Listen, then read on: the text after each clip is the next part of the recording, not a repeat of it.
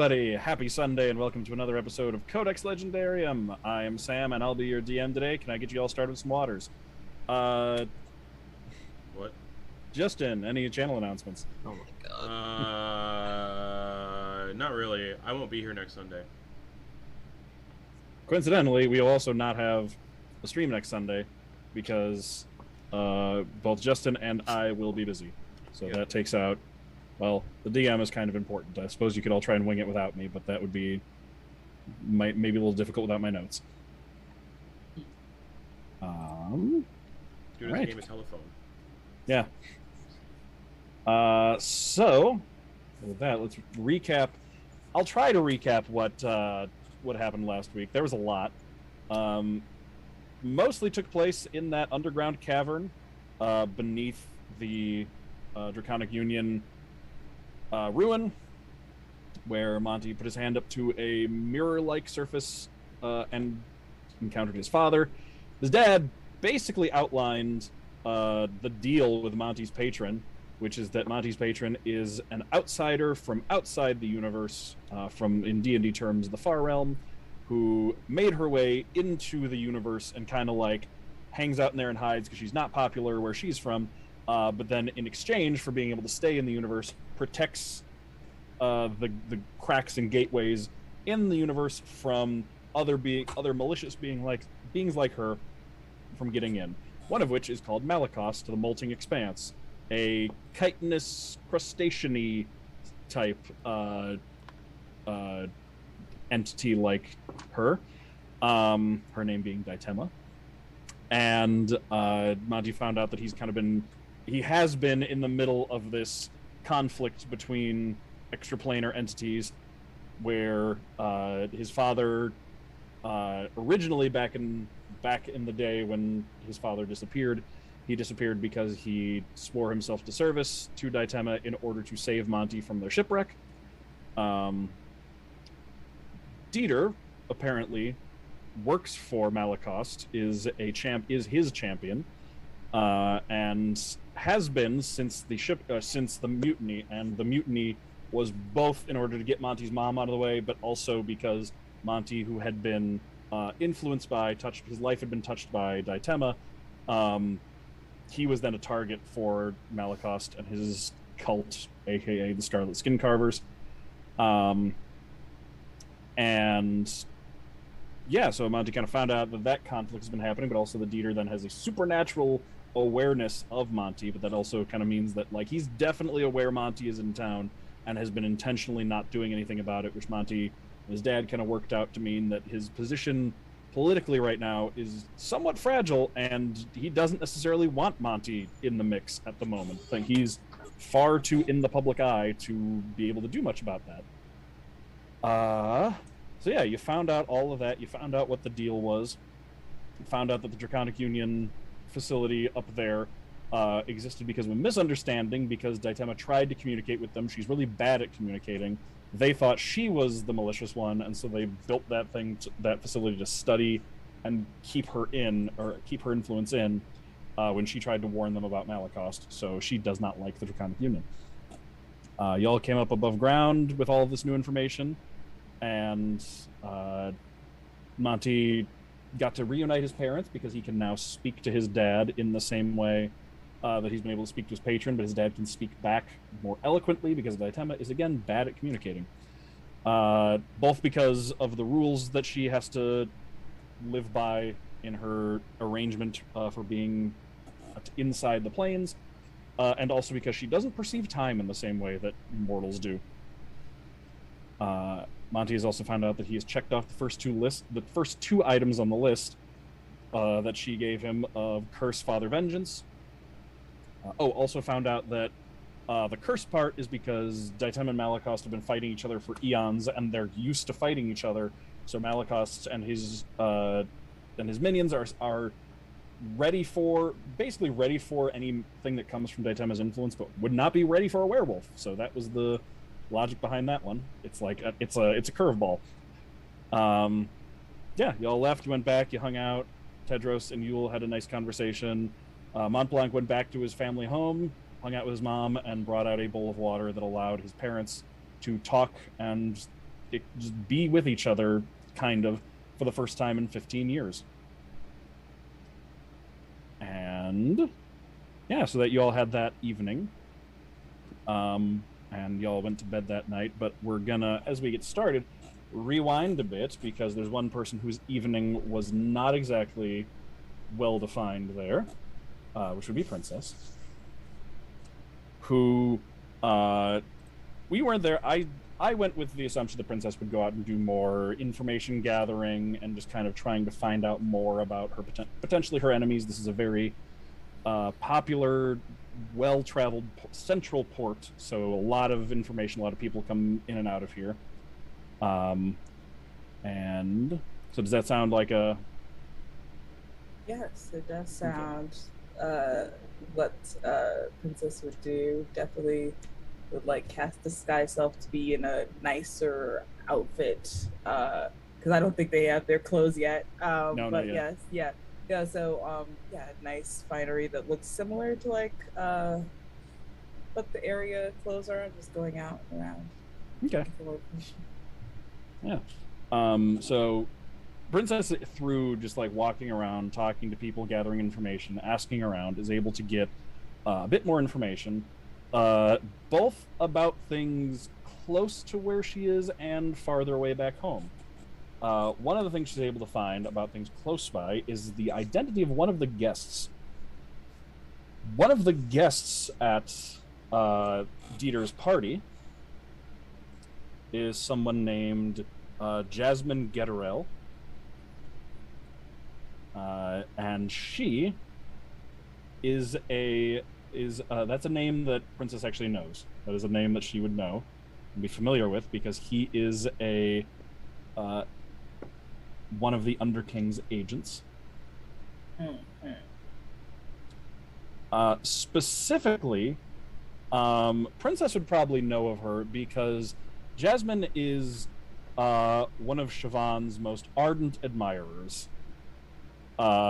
Just super into him, and Siobhan would have been the person that actually collected and delivered creatures to Jasmine, which is how they kind of have their interactions. Princess would probably know that he was either oblivious to or indifferent to her advances, but you know, they have to interact as part of the job. She's a fairly dangerous one. She prefers the little monsters, the little tiny creatures that she can command in swarms as opposed to one large thing. And she usually uses like a tiny miniature version of the crank. And she is most likely visiting with Dieter to either court him for partnership with the Underking or figure out a way to get him in line. You don't know if either the Underking or her would be aware of Dieter's supernatural influences, which you are now aware of, or if they're just like new noble that's easy to get our hooks in. Yeah. So that's the close by information. However, the information back home is probably catches her attention a little bit more. Last time Princess went out and talked to people, she found out that there was some kind of large-scale funeral back home in Avelia. By asking around and talking to some people, maybe even finding some sailors who were in the vicinity more recently, because there's been more time for people to travel down from that area. Specifically, it wasn't just any old funeral. It was a funeral during which a person was brought into the mountain to be honored as the newest saint in Avelia. However, which that happens, right? Like, yeah. She knows a person that is in that mountain specifically. However, what makes it very, very distressing is the fact that the person who was brought into that mountain and made into that saint is the first person buried in the mountain who is not from Avelia. It is a man from Cardwin named Tobias Reeve. And a couple of things. One, not from Avelia, which is unheard of.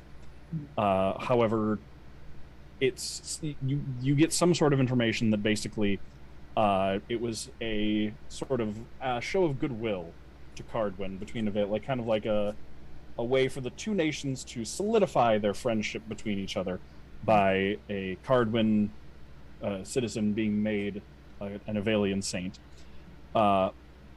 Along with that, though, all of the saints, as you know, are placed into they exemplify one of the four divine purposes of Avalia. He was put in as he was put in as a representative of a new divine purpose, not one of the traditional four, which again, unheard of and weird. The idea that like the entire society is based around these four divine purposes, so inventing a new one is very strange. And so he was interred in the mountain and honored as the first saint of order. And she can tell just by talking to people, asking around, and just through her own knowledge, this is clearly one of Deegan's people that was weaseled into this position and placed in there. For what purpose, you don't know. And that is the information that you get just from your walking around and asking around. Yeah. I know we're in a port, but is there anywhere that there's like abundance of nature anywhere around? Oh yeah, the island that Titan's Grave is on is a little bit bigger than like significantly bigger than like just the town. So if you go to like the edge of town, you can start make your way to like there's like jungle and woods and marsh and things like that. Yeah, we'd go towards woodland area. Okay. Kind of just sit for a moment and kind of look at her spirits, like vibe check, because she doesn't want to creep anybody out. She knows what it looks like, but she just starts looking off into the middle distance and kind of just like look at them. Okay. As you're looking at your spirits, it's odd because looking out at them, you're used to the spirits that are with you. It's kind of like the crowd fades at the edges usually, so it's like the amount of people there is hard to pin down usually. If you think of a specific person, usually you can identify them, and like it takes a second for your eyes to focus, but you're always able to find them. So you generally have an idea of your population. But as you look around, you see unfamiliar faces. You see a larger crowd than usual gathered up around you.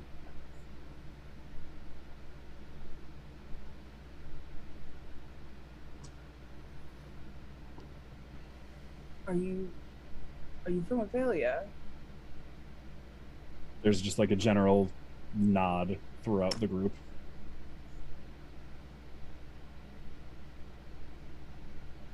Are you lost?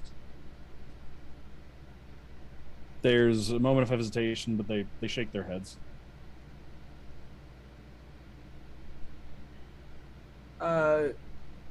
Princess would look towards her shadowy friend that never says anything.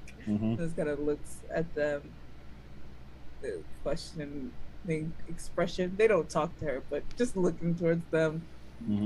Yeah. Well, you say he doesn't talk, but when you look over in that direction, for the second time ever, he does actually speak. The first time being during your werewolf transformation. Yeah. This being the second time, where his loud, booming voice echoes out and rumbles out from his direction. He says, "Our people are in danger." Our people? Well, that certainly answers some questions about you. Lovely. Okay. As long as that man lies buried in the mountain, Avalia will be infected, as if by a disease of the spirit.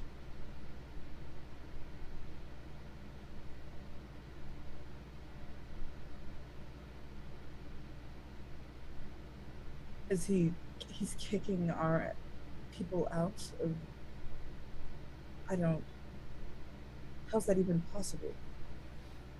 He glides a little closer, and the people, the spirits around you just kind of like part as he moves up in through the crowd. And he says, "The position of sainthood is more than just symbolic. The saints of Avelia rule over the spirits of our dead, guiding them and shepherding the spirit of the living. All of our living. And a tyrant has entered into this council of rulership.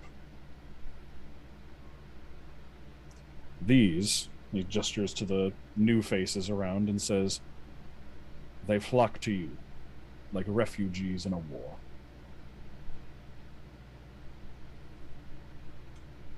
I'm no saint. No, you're alive. And you are a safe place away from home."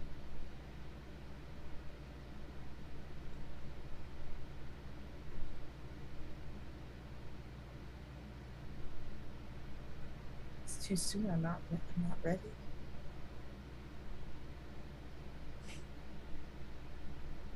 You don't need to rule them.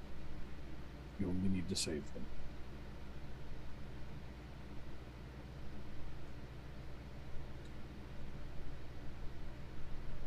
A foreigner in the mountain, ruling over a new divine purpose, will be able to shape the minds and the wills of the people of Avelia, all of them, as he sees fit, or to whatever end his master sees fit.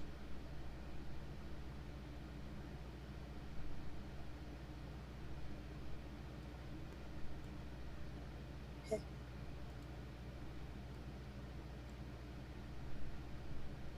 Understood.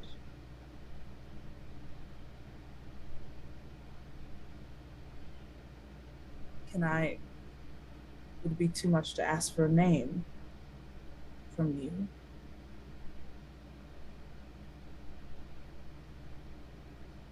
Sorry, I froze there for a second. Yeah. So What'd you say? I said it like, rewind.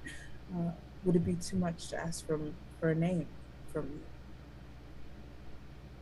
For now, it would be.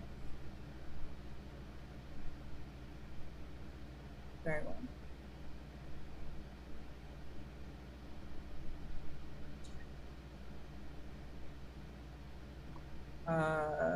Princess would look at the other ghost and give her best convincing smile, comfort, give them a nod, and turn and walk back towards where we are all staying. Okay. With all of the asking around, because that probably takes you late into the night, and with walking out to get to actual wilderness, would probably bring you back about the time that everyone else, like by the time you get back, you can be let back in and everything, but I think everyone else at that point is already in bed.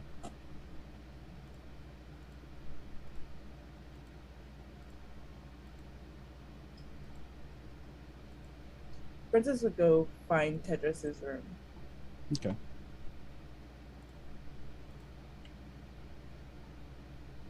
Just knock on the door lightly.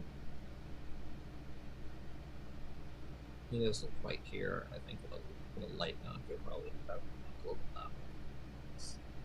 He's been staying up a little bit later, going over stuff and checking measurements with his new ruler and things like that. So a bit tired, but when you do knock a little bit louder, he gets up and comes to the door. Yeah? What's up? Would it be too much to ask to come in for a minute? Oh, no, of course not. Come on in. And you'll pull out the chair that is in the room and puts it next to the bed. Takes a seat in front of it.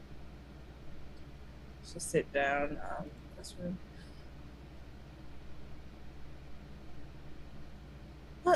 What made you leave home?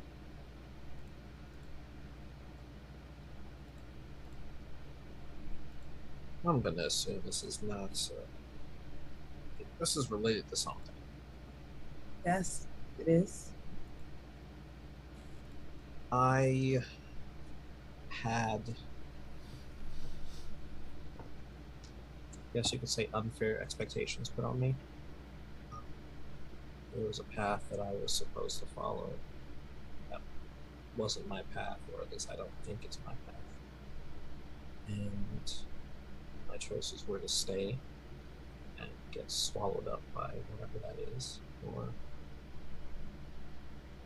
to be who I am. And I can say honestly, since then, I've felt more alive, more free, more myself than ever.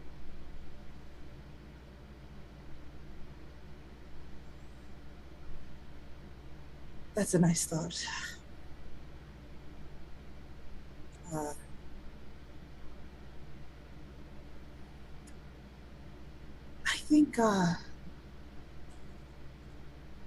I think responsibility calls me elsewhere from here.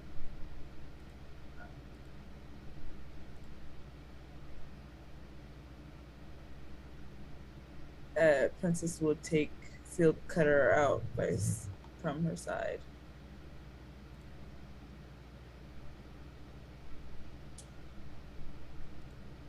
My people don't have gods or anything of that nature. We trust in other people, and we trust other people when they pass on to guide us, and that connection has been disrupted.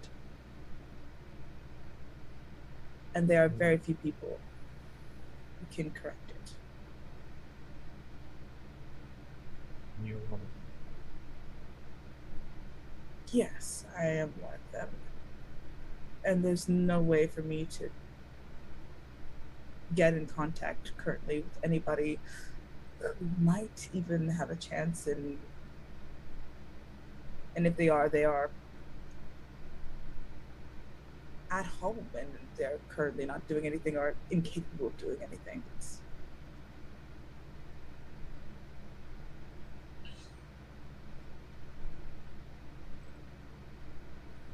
So you gotta take care of it. Yes, I have to take care of it. I don't.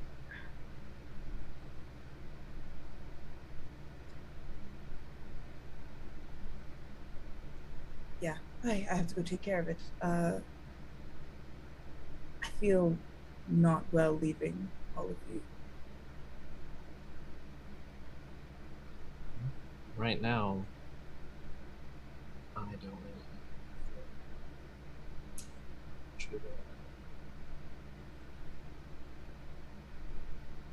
I don't think Monty does, and I certainly don't think Will does. But it's not really about that. No, it's not.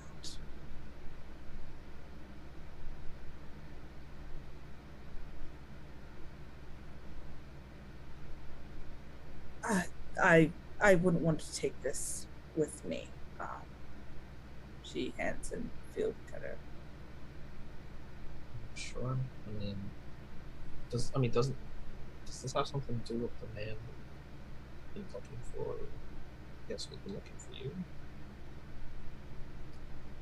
I don't know if he's looking for me. I don't know if he knows if I'm alive or dead, but I'm certain he will figure it out soon. There is a woman here, Jasmine Getterell. In my absence, I would keep careful watch of her. She seems interested in Dieter. She's one of them. Dagon is the man.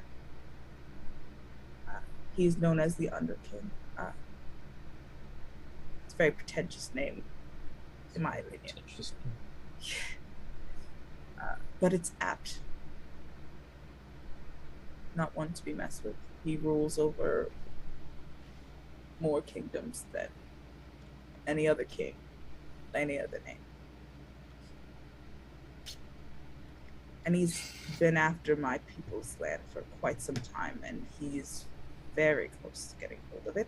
And it'd be probably bad if he had access to this navy. Yeah. So, yes, yeah, she cannot be allowed to sniff around Jeter anymore, either, whether she's genuinely trying to romance him or just get him under Dagon's thumb. I don't know. I don't have time to gather that information. I don't have time at all. Less time than I thought I would have. And I'm just telling you because you have a good head on your shoulders.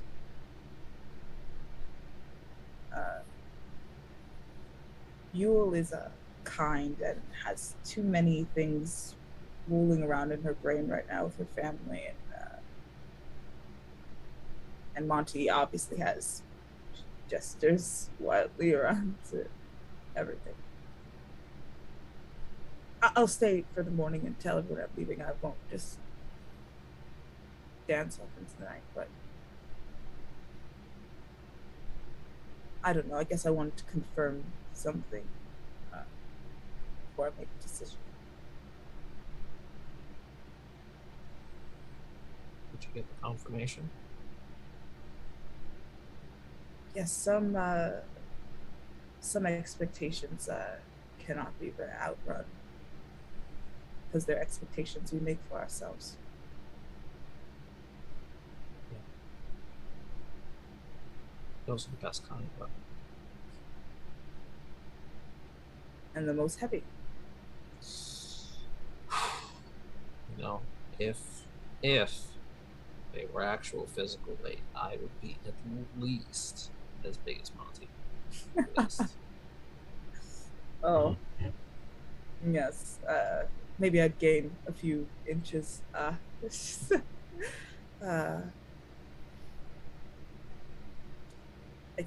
Thank you for that. Then.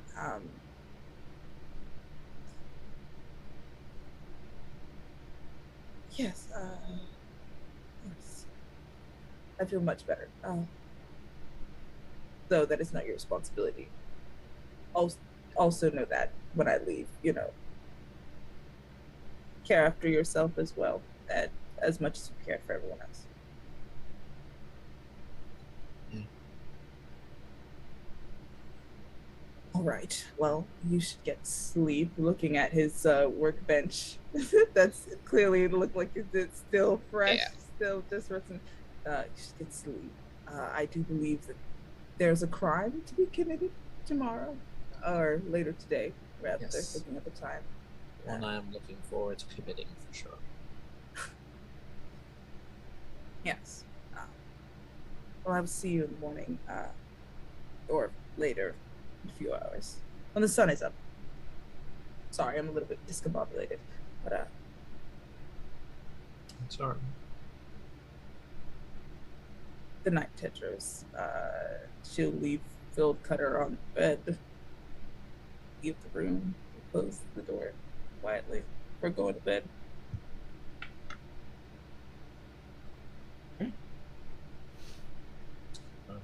Tedros will take a look at Field Cutter and sigh. He'll take it and he'll lay it across the chair.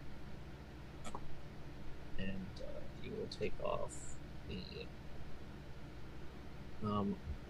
Aeorian necklace with Viktoria's coin and he'll put it down next to it.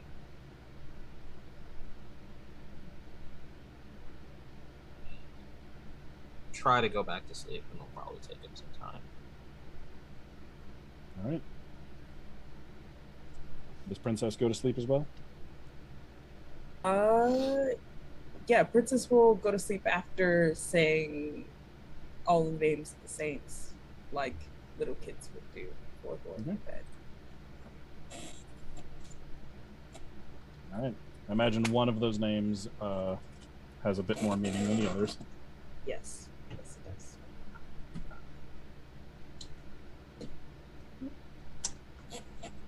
All right. Then in the morning, everyone wakes up. I imagine this might be one of the few days that Princess is up among the earlier group of people. Yeah, it would be very odd. Princess would probably be like in wherever they eat breakfast very early, and you're like, what the heck? Why is Princess awake and alert, seemingly? But yeah. All right. Y'all get up. Y'all make your way down to breakfast. Princess is there. Princess is back. I come back for my parents because Tedros pranked my breakfast food and made it all taste like mayonnaise. Oh, that's right. That's right. Yeah. Oh, that's right. Yeah. Mm-hmm. Yep. Good. Forgot we did breakfast last week already. Yes. Mm. That Yes. actually kind of puts a new spin on it because there's a pretty good chance that the entire time he was just trying to kind of distract himself from what was going on. So it wasn't just messing with him. It was also, you know. Mm-hmm. I mean, to be fair, you pranked him first. Yeah. Yeah. So yeah, there was a whole prank between Monty and Tedros at breakfast where Tedros uses prestidigitation to make all of Monty's food taste like mayonnaise. Because Monty put a metal skeleton above Tedros's door. Yep. So it fell on him and scared him. Mm-hmm.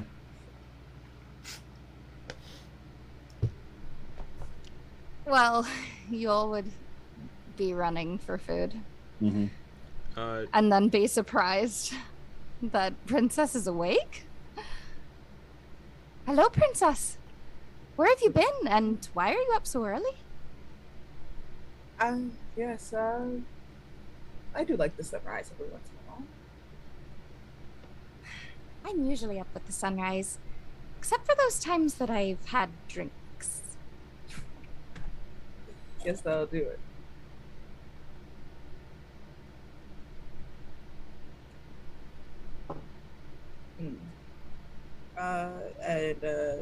It's like, you come here.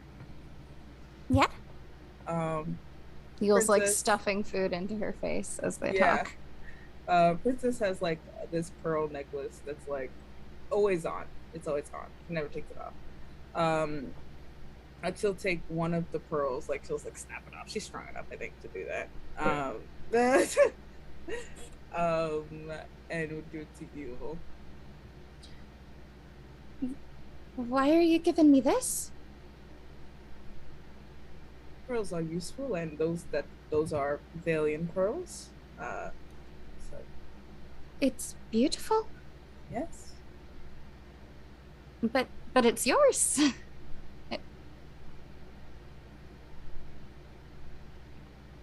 You want me to have it? I do. Too. Okay, I'll keep it. But Princess, why? You're acting strange. I won't be staying with the party. I'm needed back home. What do you mean needed back home? Why? There's a man who is poisoning my land, and he has been poisoning it for a very long time. And he needs to be stopped, and I cannot have you. We are needed here with Monty. Even more so now, I've learned that the man that I am trying to stop also has his hooks in here, and I know never split the party, but The party's already split. yes, but many jobs need many hands. So you're leaving. Yes, I am.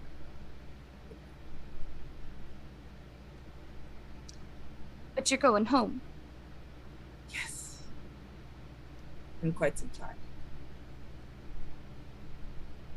So we'll follow you. We'll fix everything, and then we can come help you. that's what the pearl is for. This is royal jewels, if you will.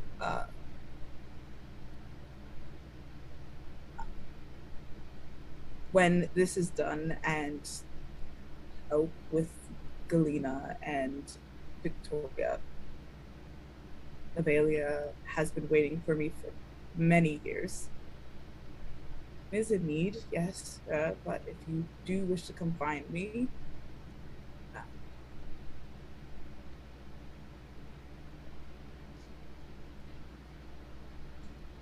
I understand you have to go. I wish you would stay.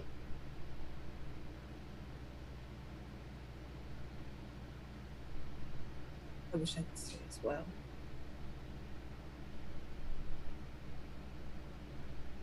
I'll miss you.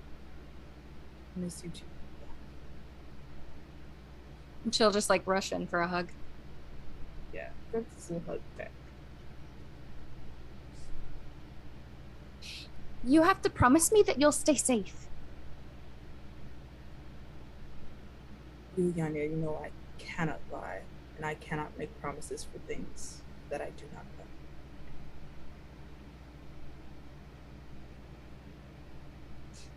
Promise that you'll try? That is a promise that I can make. I promise. She's going to put the pearl just like into a special little pocket in her bag, and she's gonna just like try and dry her face with her napkin and just go back to eating.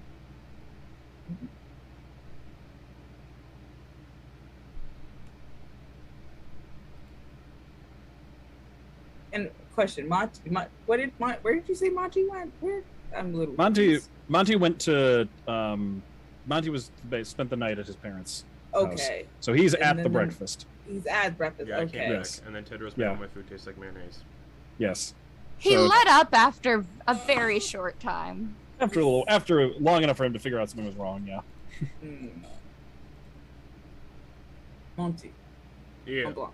Try to get it. Yeah. I don't know if you've been hyper focused on your food, but I am leaving. Oh, rat. Yeah. Yep. People leave. That's what they do. Monty. Yeah. She's gonna, like, if she's positioned in the right way, she will kick him under the table. If she can reach with her little legs. Oh yeah. No, it's fine, Yulyanya. I understand. I understand why you need to leave. And it sounds important. Yes, and it's all connected. He's stretching his fingers out even further. If he gets a grip in Avelia, and here, or if he gets his grip in Avelia first, not looking good for Titan's grave. Well, then I think you should definitely leave and do what needs to be done. I hate this.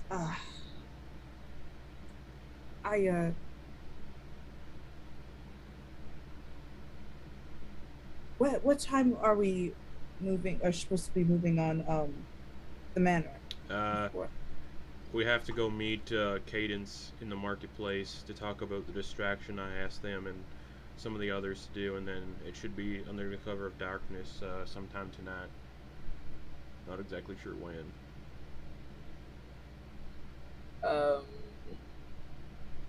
Princess will get up, look, not caring that she's around people this time, look up towards the spirit, and like there's like any sense of urgency in like that hooded figure. Like, Just a very quiet. You have time. Only you can hear that. okay. Yeah. I will help with this. And then I will. Though I do apologize for the mess that I must have made by spreading rumors about my presence here and then my sudden disappearance, but It's fine. This place is used to its share of rumors, so I'm sure everything's gonna be alright. Political intrigue and all that. Rumors are weapons to some here, so... Maybe there's a way we could still spin it in our favor? You'd make a very good princess. Not me. I couldn't even be the spring bean. Things are done differently in Avelia. Our royalty is a bit less refined, looking towards Monty. Yep. We don't do this very much. We're wild folk. I could like being a wild folk. I think you're halfway there already.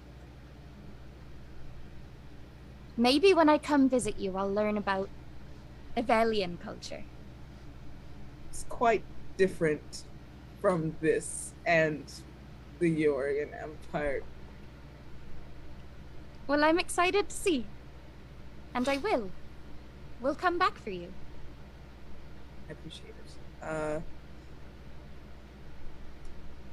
DM, where would probably be the most logical place for Princess to like go? Would being going to the capital be like probably where she would go, or in terms of returning back?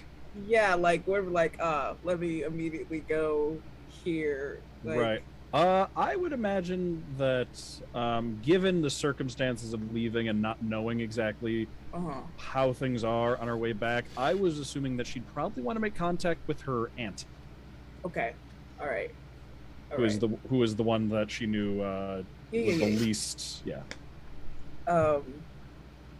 me like running to go look at this woman's name. Okay. So if you are going to go look for me, my aunt Aika will be probably the best place to look for. She's been exiled, but I will be going there most immediately. And this is obviously for all after this and once you get Galina and Viktoria back. But yes. Aunt Aika, where does she live? I didn't write that. Do you know? Did you write that? I will just like I'll say we'll just say that I say where she is. Yeah. You can always learned where you can always yeah, well, I would actually assume that you might have to like Princess might not know exactly, but Princess will probably find her and then write a letter back later. Yes. Okay, yeah. I'll send. It's been a while since you last saw her. Yeah. She probably thinks I'm dead. She also was exiled she was also exiled after you were everything, so like I don't think you were around for the exiles yet. You'll have to find her, but you have the means. Yeah, she definitely probably thinks I'm dead. Most definitely. Yeah, but yes. That's all I have.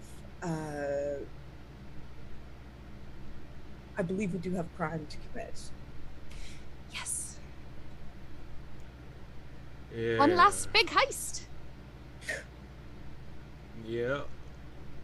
Hopefully Caden's thought of a good distraction. So. Cadence is very smart. I'm sure he'll have something. I agree. Hey, Tedros. I just want to apologize for the skeleton.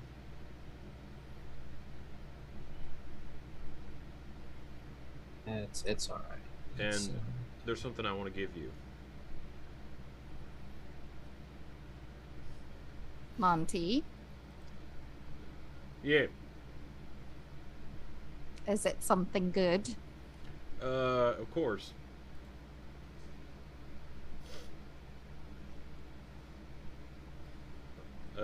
Sure. Just give me a second to find it. What kind of food is on the table? Is there like oatmeal? Yeah. I'm gonna throw a handful of oatmeal at Tedros. Make an attack roll. Yeah. 5. Just Tedros, you see it coming a mile away, and you can just it just sails right past Actually, I'll let you choose because if you don't want to make a mess, with a 5, you can try and intercept it and keep it from making a mess. Yeah, he'll just intercept it. It's fine. Okay. Give me a dexterity saving throw to see how well Tedros can safely intercept the oatmeal without making too much of a mess. God. This is really spending my time right now. That is a 13. Okay. Yeah, it's not terribly graceful, but it's like, you know, Monty goes and throws the handful of oatmeal, but Tedros is able to just get a hand up right across the table, so it just kind of like impacts and just like gets all over your hand, but then you can just like wipe that off on a napkin and clean it up a little bit, and it doesn't get too much of everywhere. Fantastic. You started something. Monty, I thought you started something. Nope.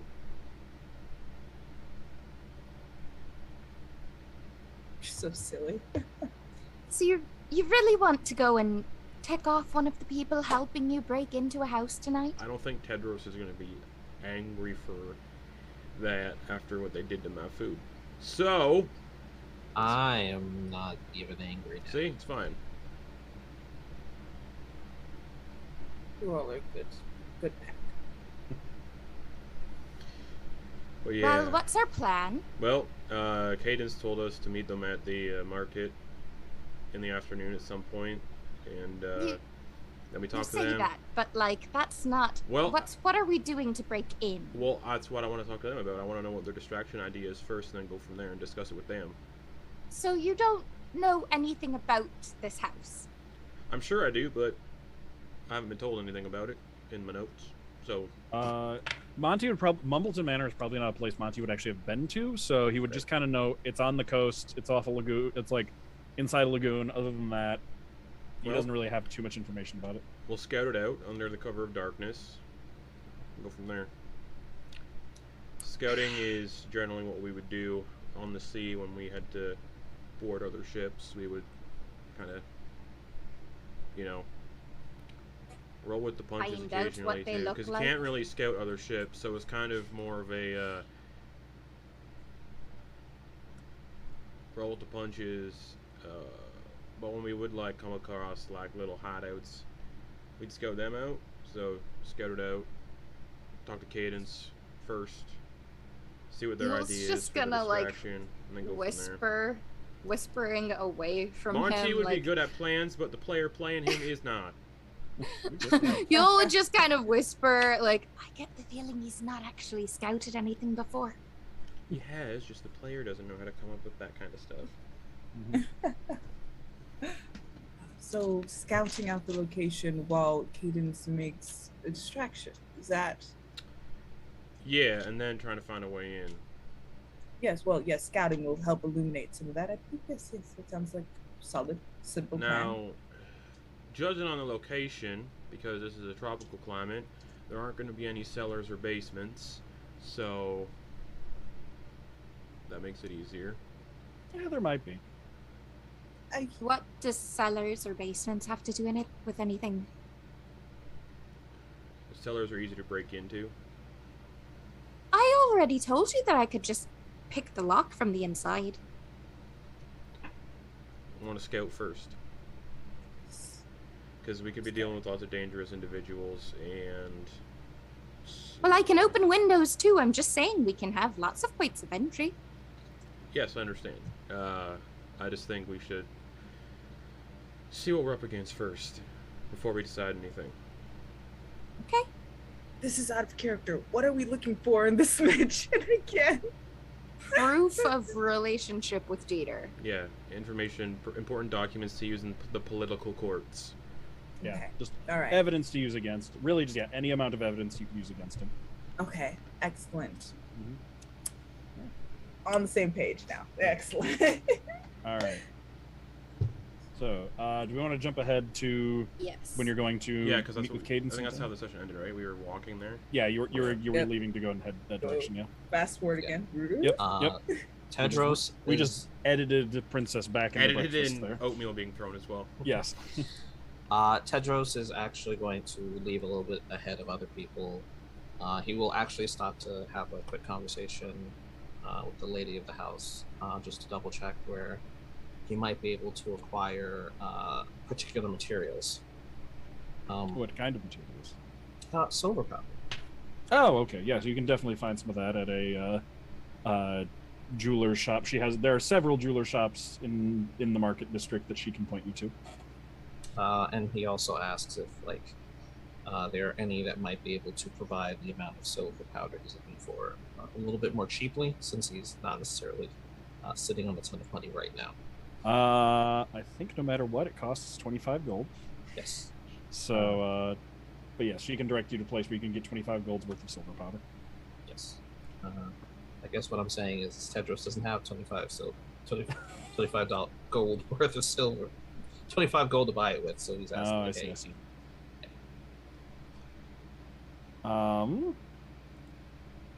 Ask princess who's got money that they don't need. Oh yeah. He's not taking. The reappropriation of goods. Lady Stanway will, seeing that this is something important to you, and seeing that you're struggling with the funds, she will give you. She holds up a finger, walks away for a little bit, and then she's going to give you 2 pouches, one with 25 gold in it, and then a somewhat larger one with 300 gold in it. And for that one, she says, "Consider this one a gift to aid into sponsorship for all of you." And she'll say, "Just distribute Lady was that our evenly. patron. Just distribute that evenly amongst all your friends." The lady was our patron all along. Thank you. Thank you so much. I'll explain. She gives that to Tedros quietly off to the side. Yeah. And he basically he does the Willy Wonka run, where he's Nice. I got it, I got the ticket. Mhm. Get home real quick. Runs off to make a purchase. Right. Yeah. Yeah. You can find your way to a rather large jewelry shop that basically does enough work and pretty much just in the process of sanding down rings that they make and stuff. There's just powder that comes from that, and they scoop it up, and normally they melt it down, but you can buy it for 25 gold and get just a ample amount of powdered silver that is made from offcuts from rings and other silver jewelry they make, and you can get that. Yeah. And so by the time everyone else gets, I guess, into town proper, he will meet up with them. Okay. You can make your way over and follow everybody else. You make your way into the market district, and it's not too hard to find Cadence because he kind of stands out. The horns really help, and he's kind of hanging out and waiting in the original area where your ship was docked, by those restaurants and things over there, so you can find him in a familiar place. When he sees you coming, he just waves. Hey, Cadence. Hey, how's it going? How are we doing? Doing all right. How goes the planning? So, and he'll just kind of walk with all of you and in a direction where it's there's noisy work and stuff going on, but no one's quite paying attention to you, so it's easy to have a good covert conversation. And he'll say to all of you, "All right, so I've talked to some people, and strictly volunteer, but when I said that we were trying to stick it to Lord Mumbleton, there was quite a few volunteers. So we think what we're going to go with is Lord Mumbleton has a fair amount of business enterprises. So what we think we're going to do is we think that it's a good time to have a labor dispute with Lord Mumbleton at the gates to his estate, probably. That'll draw the attention of any guards or anybody that happens to be there, perhaps Lord Mumbleton himself. Although, if he's as close to Dieter as you say, and with there being an event tomorrow night, he might already be out of home, so you might be lucky. He might be Yeah. at Dieter's place already. Worth still looking into it. The distraction. I Oh. mean. Yeah. We can still. He's still probably got people, but we'll make sure that all of the attention is on the front of the manor. So if we're gonna do that, take the back. Yeah. So you'd be coming in from the water. From the water. Perfect for me. Mostly. Yeah. All right. Sounds good. We'll set that up. We'll make sure we're nice and loud so you can hear us, and you'll know when you're set to go. Say about an hour after sunset. Sounds good. Just in case things go awry, do you have a way to defend yourself? Yeah, but we'll probably just run. Fair. If it comes to that. All right. Just thought I'd check. Yeah. All right. So All right. from the water. Mm-hmm. Friends, how good are all of you at swimming? I don't know how to swim. I'll carry you. It's fine. Tedros, actually. Howdy. Mm-hmm. Would you be able to actually? Didn't Tedros say that he could make people walk on water? I don't know if we want to walk on the water though.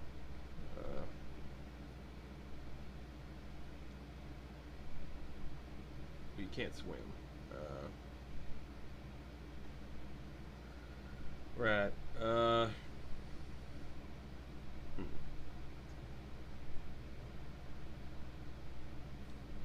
Tedros, can you make water wings? Life jacket? No. The best I got really is just making people. Walk on water? Yeah.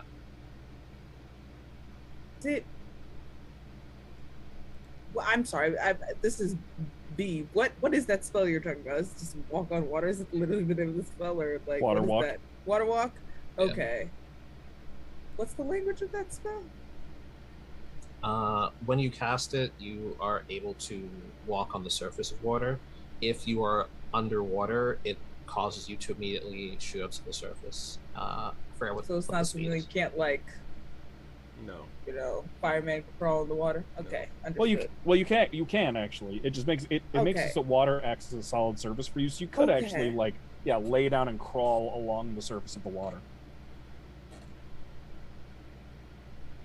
That could work.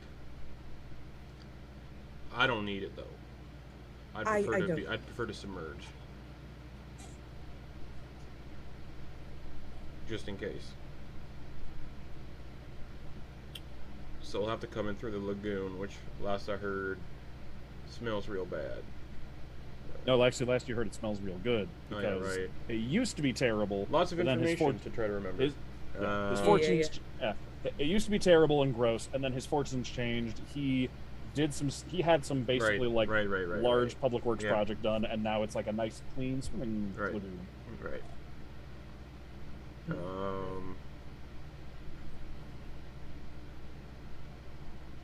Yeah, like Caden said, we'll have to take the lagoon in. That's all I got until we scout the place out. So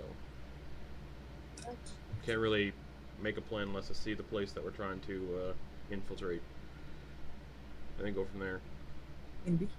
And if any of you got ideas when we come across it, voice them if you can. Should know.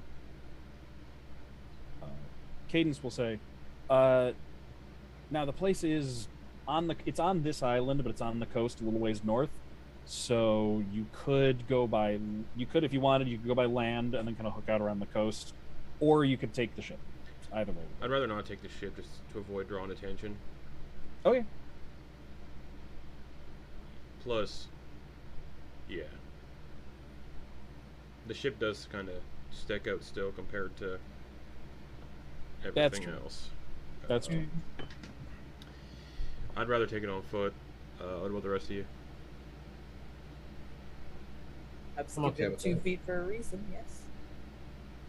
Yeah. All right. All right. So, And, how long should it take us to get to the manor?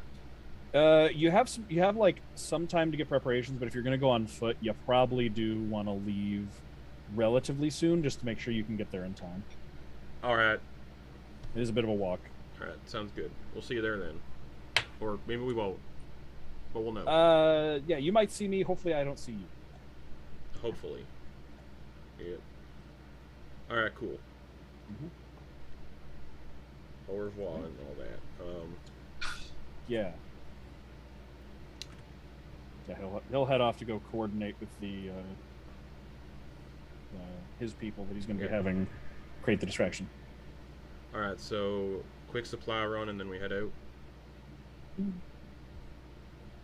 I got no money, so I'll just have to sell some stuff. We should be good there.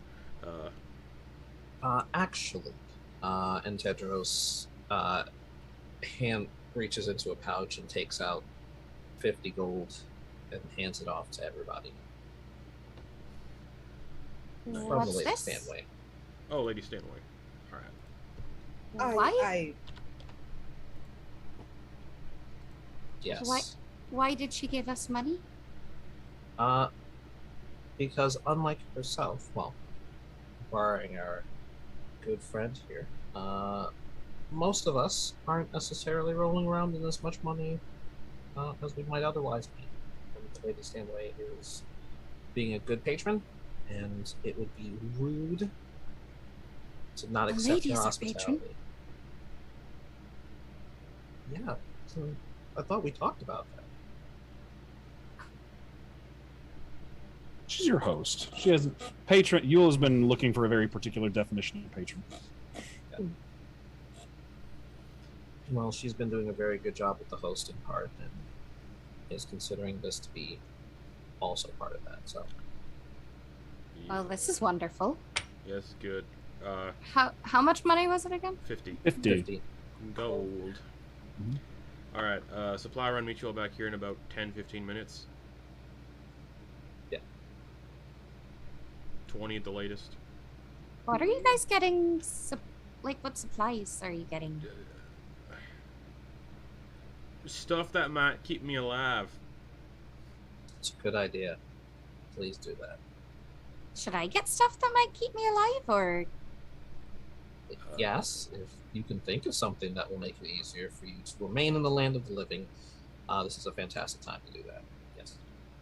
I don't know what that sort of thing would be. I've stayed alive so far just being myself. I've stayed alive just for pure sheer luck, it would seem, and intervention from things. So,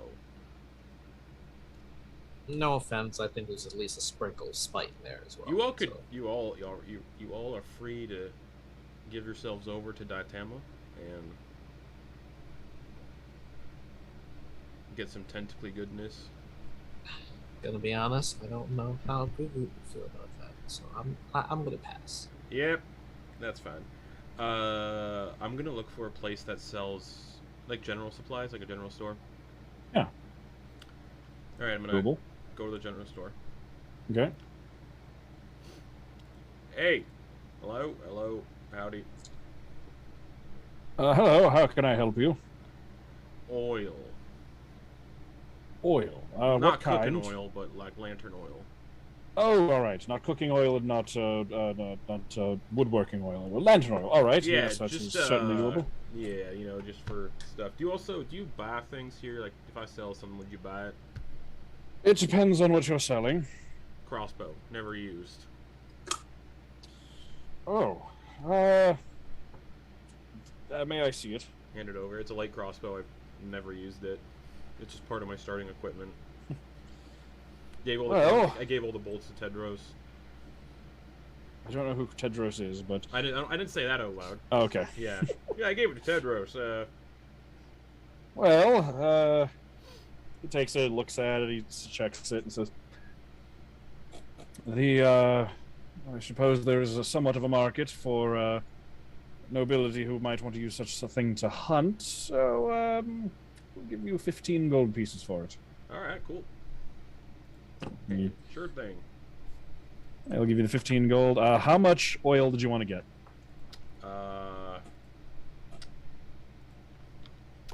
flask of oil is 1 silver piece. Oh, jeez.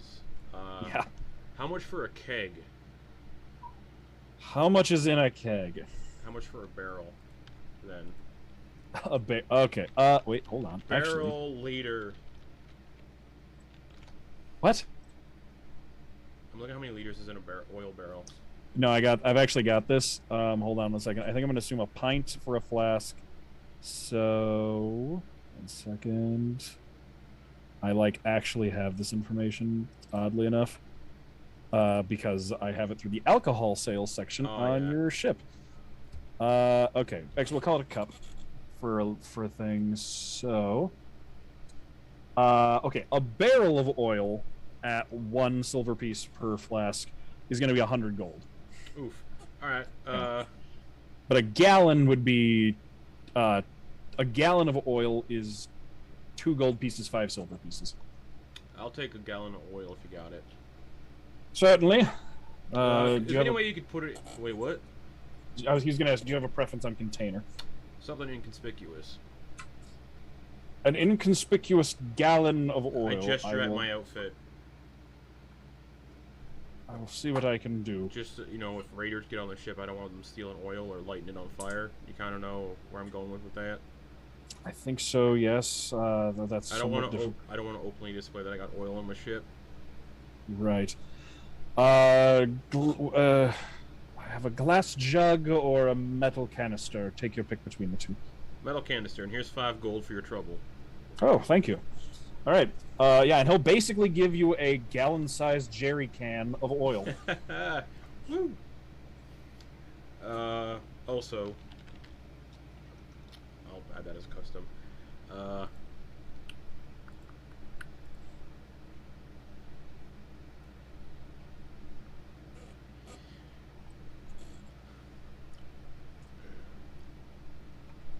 You know what? That's it, actually, I think.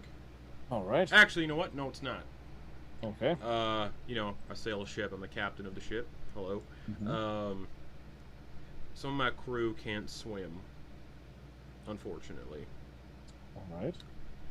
Do you have anything that would prevent them from drowning if they fell overboard? Not like, you know, nothing fancy, just like small little jackets, like, you know, things to keep you afloat. Inner tube. Let me see what the history of light. Let me see. Medieval life. Floaty, bouncy castle. Inflatable swan. That's life jacket. So the first inflatable life preserver was invented in 1928. Oh, but okay. So they do have. Apparently, Assyrians would use inflatable animal skins. So perfect. I suppose they have. It's a sailing town. They have basically like animal skin, like leather, basically like an animal skin leather life preserver that you just have to manually blow the air into yourself. I was thinking, like, did they have? I was thinking, do they have something that was made out of like wood? Because like logs float. Yeah, I mean, yes, you would have to just like be carrying around a plank of wood, but that could work. I'll take that animal hide thing. Okay. Say that this is. I'll say it's like 2 gold for the animal hide life preserver. It's a. It's like leopard print. Not no, because a leopard skin animal preserver or life preserver would be a lot. Rhino. Yeah, right. Totally. No, it's like cow or pig or something. Cow. Yeah. Okay. That makes more sense. You know, you're real useful. You're a real helpful sort. Thank you. I'm proficient with alchemist supplies. Do you happen to have any of those? Let me check in the back and see. Because those would be useful to have. Mm-hmm. Alright, let me see what I can find.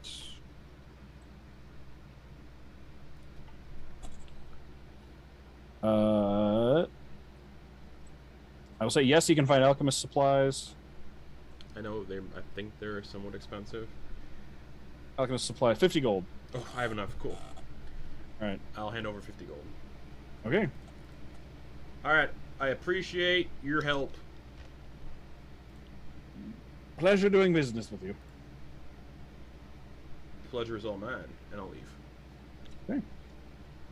Did anybody else want to go shopping for anything? Okay.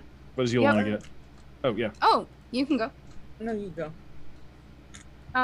Yule is curious about, she would probably just go wandering around trying to think, like, things that help keep you alive. Like, what does that mean? And, like, if there's something that has, like, anywhere that has, like, weapons, she might wander in there. Okay. Is there a place with weapons around? Yeah, you can find, I mean, yeah, this is a, yes, you can find a, what's the word? What are the words I'm looking for? Yes, you can find, okay, so you have to wander a little bit, but in the market district, it's in like the nicer part of the market district. You come across a place that has, primarily, it has like crossbows and like harpoons and stuff, as well as like camping gear and equipment, and the sign above it just says Archibald's Explorer Emporium. Is there anything that might look like a quarterstaff? Yes, I mean that's based. Oh, yeah. So in terms of looking like a quarterstaff, you can find a variety of very nice looking canes and walking sticks that look like they're meant to be meant to be used by the upper class, but like definitely also marketed for use in like the wilderness, so like they're sturdy and well made. Looking around this place, it looks like it's the kind of place where like a pith helmet wearing British explorer would shop, like where Van Pelt from Jumanji would go and like would want a gift certificate to for his birthday. So from like really low end cheap to like the higher end, how much, like what's the range? Like, are there some that seem like really nice and way too expensive, or? Oh, absolutely. In this place, there is a version of everything that seems way too expensive. But let me see. Yeah. So a normal quarterstaff costs 2 gold or 2 silver. But nothing in here comes at less than a gold piece. Cool. Is there one that looks like kind of naturey but kind of fancy?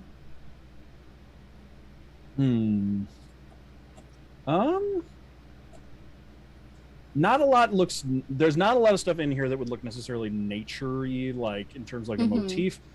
You could probably find ones that are more, like not necessarily like overtly naturey, but you can find ones that are more like just like solid wood, where like the wood is not like painted over or anything. There's no leather. It's just like solid wood with like a good sized like hand grip at the top.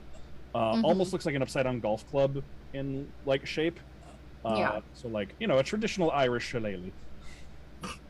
Okay.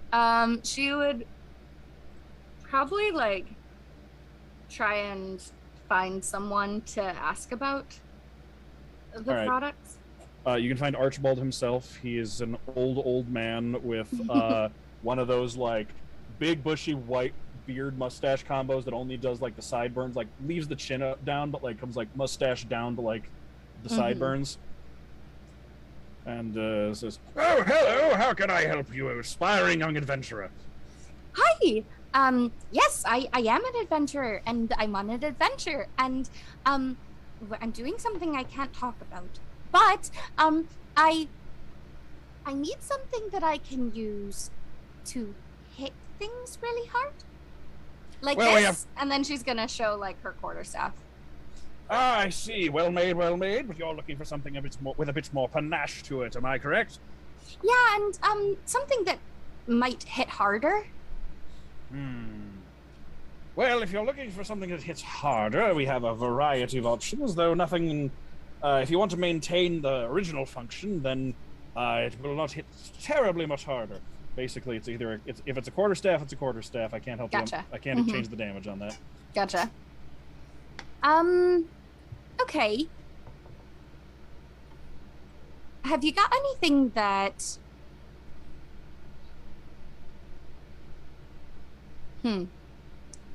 She's just gonna look around for a little bit. Can you jump to Princess? Sure.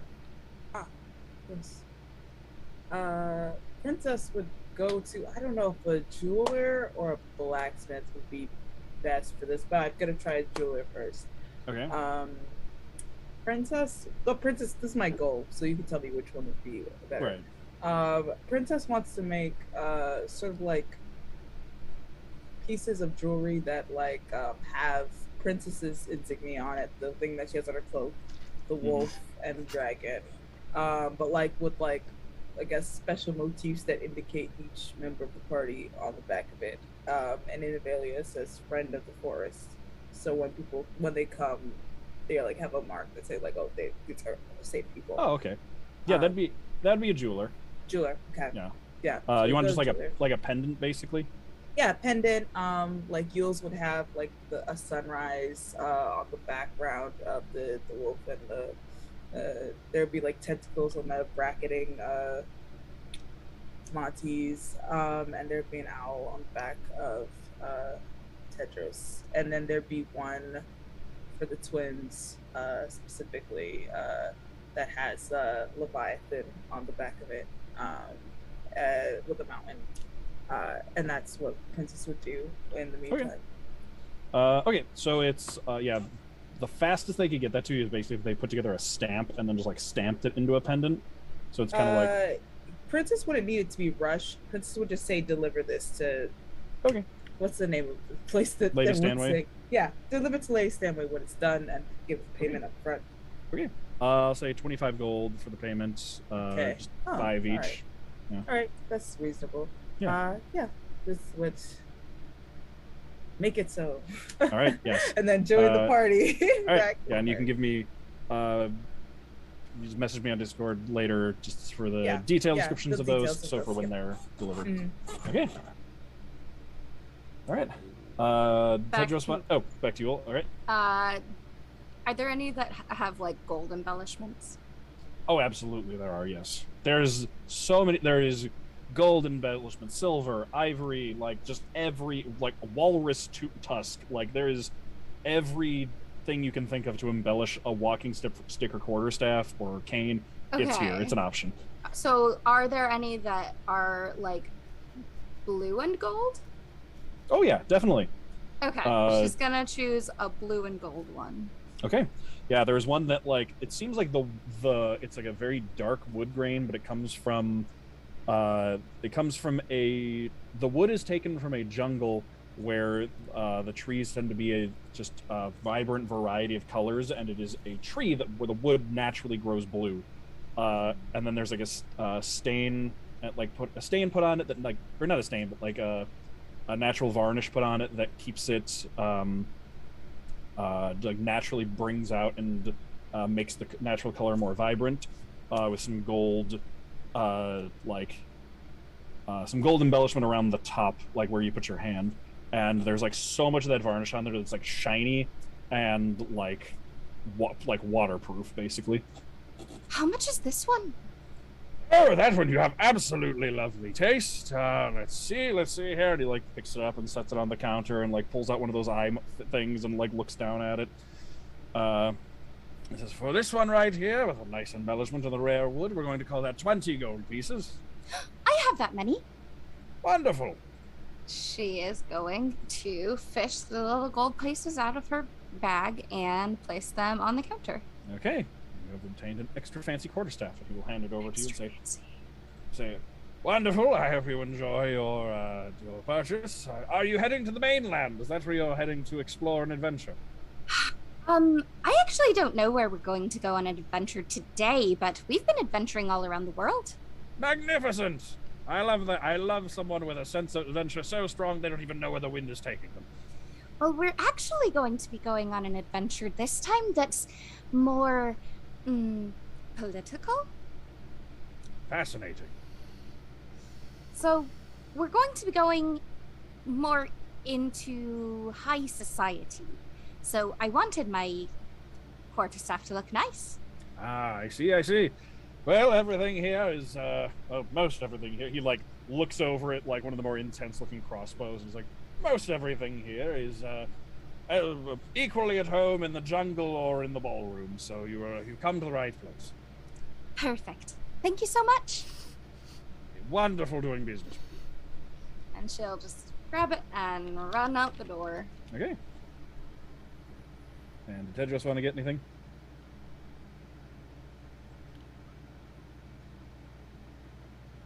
Besides the purchase that he made for the silver, he's good for the moment. Okay. All right. Then you can all meet back up in the market district after you're done making your purchases. All right, I'll give Yule the inflatable animal hide thingy. Okay. Oh, what's this? Probably won't need it tonight because Tedros is gonna make you walk on water. But if we're ever sailing and you fall overboard and fall in the water, this will prevent you from drowning if you wear it. Now you'll have to blow it up manually, but it'll prevent. How does that work? Find the place where you pump it full of air. Yeah, it's like a straw. And from there, they didn't have anything else to help with that, but maybe I can teach you how to swim. At some Yeah, point. I'd like that. But maybe we'll just wear this if we have to. If we have to. She's just gonna hold it out like this. It's quite innovative. It's a thought that inspired. counts. Yes, it is. You. Indeed. You are Yes. excellent at getting gifts, Monty. Apparently not. No, I really appreciate Tedros it, didn't Monty. appreciate my gift. Yule doesn't appreciate I think my that was gift. I think it's more of a morality thing, and I think. Well, I bought explosives. Ooh. Explosives. I hold up the gallon of oil just in case. Sloshing a metal jerry can of But oil. I'm proficient. I'm part of my training. I was taught how to make concoctions and stuff, like something called alchemist fire, acid, antitoxin, all sorts of stuff.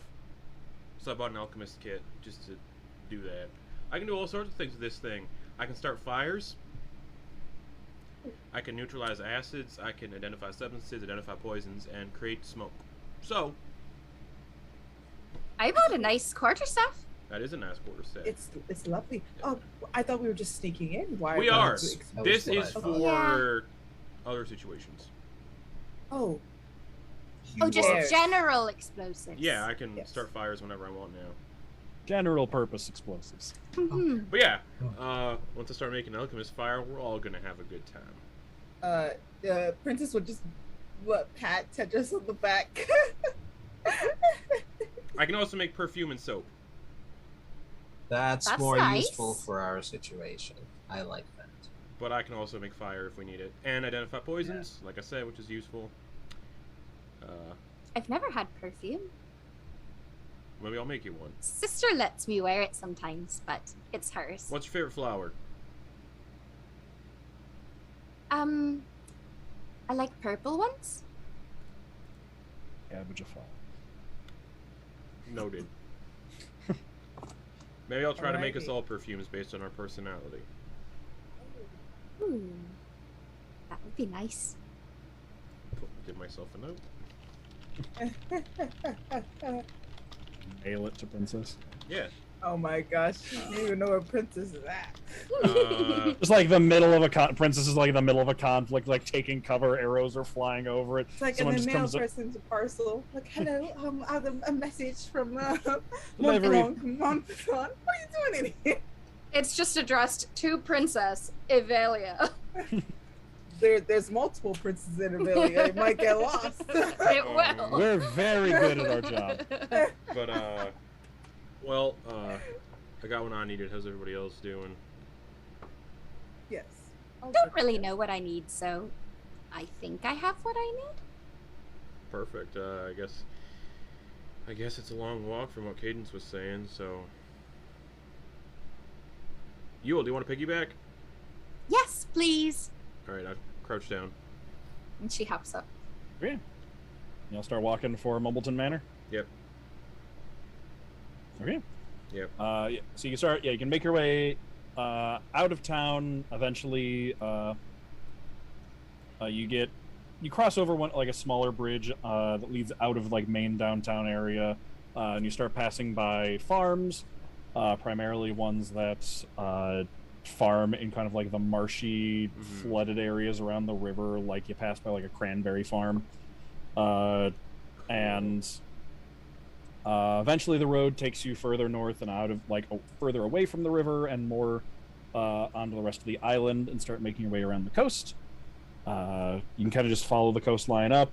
If there's anything you want to do while walking, let me know. Otherwise, you will arrive in the vicinity of Mumbleton Manor around dusk. Very none. Did you just get there? Yeah. Right. Yeah. You can basically get there. The sun is basically going down. Caden said he would start the distraction an hour after sundown, but you can start making your way along. You can get to the lagoon. It's not very, or you can start to see the manor off in the distance. It's kind of freestanding off on its own. There is like dirt road that leads in that direction, and you can see the manor standing up. It is about 3 floors, it looks like, or maybe 2 floors and an attic, with some like fences and walls around it. But then it backs up directly onto the lagoon, which is basically just like it's like a closed off bay, where basically it's like, imagine like a little bay but with a sandbar that closes it off from the rest of the ocean. So technically like 2 adjacent bodies of water with like the tiniest border between them, but like at high tide there's probably some transferring between them. But yeah, so there's anything you want to do? It's sun has set, so it is dark at this point. Is there anything you want to do before the distraction happens? You have an hour. Otherwise you can just hang out and wait. Tedros, how long does your M word last? The one that allows you Yeah. to move on water. Yeah. For 8 hours. Oh, that's loads of think. time. Or actually, maybe longer than that.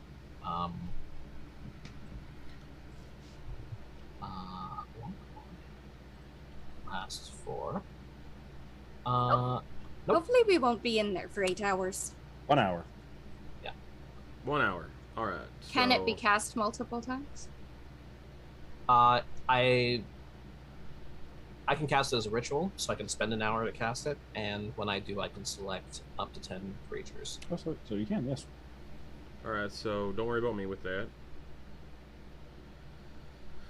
Wait, it takes an hour to cast it, and it lasts how long? An hour. And it'll last Once an it's hour. cast. Yeah. Okay. Yeah. You can also cast it as just an action, but then it takes some spell slot. Yeah. Gotcha. Okay. So maybe you're gonna do it. We should do it with the ritual first while we're waiting for sundown. Yeah. Okay. And then yeah, don't worry about me with that, Tedros. I can handle water. All right. Okay. So everybody else has to stay close to, or Yule and Princess have to stay close to Tedros while he casts the spell, just so he can cast it on all of you. Montblanc is free to go wherever. Yeah, So while Tedros is doing that for an hour, I'm going to scout the bank of the lagoon and try to find tracks to see if there's anything dangerous in the lagoon, like big reptiles, dangerous fish, that kind of stuff. Okay. Or anything that like uses this as a water source, and there might see if there's anything dangerous that could live around here. Give me a survival check. Are you? Actually, 2 questions. Or, I mean, you're going to give me a survival check, but first of all, are you doing that on the shore, or are you in the water at all? It's going to be a little bit of the shore and then in the water. Okay, So in the both. water, in the lagoon side, or in the water on the Lagoon side. ocean side? They said that we're Okay. going to be in. Yep. All right. Give me a survival check then.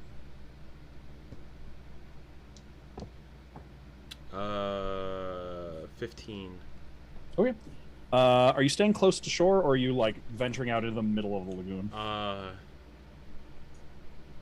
Start at the shore and then underwater, because I can breathe underwater. Yeah. And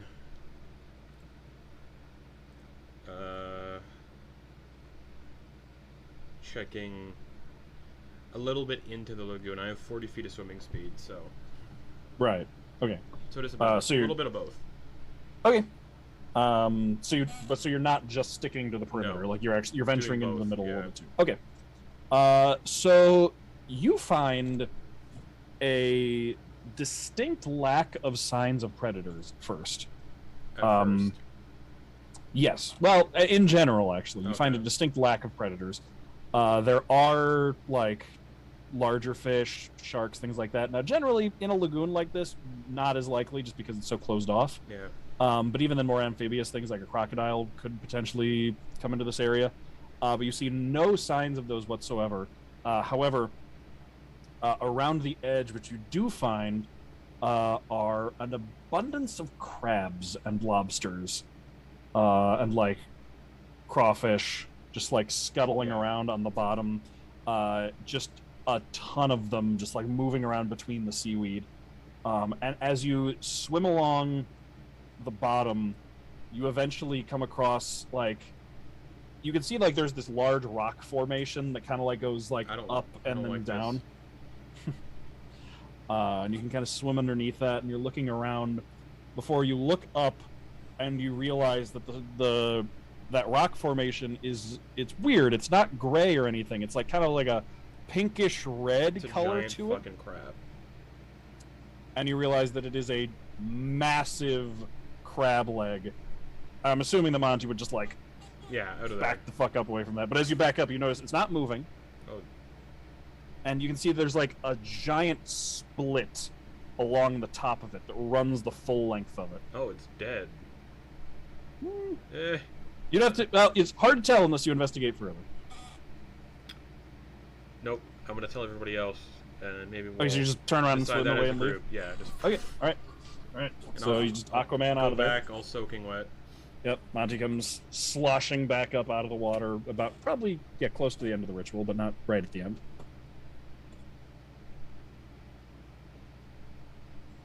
Howdy. Lots of crabs, lobsters, crawfish, and a big fucking crab thing. And I'll like go like this, like with my hands and arms to show how big the leg was. Yeah, probably about this big around.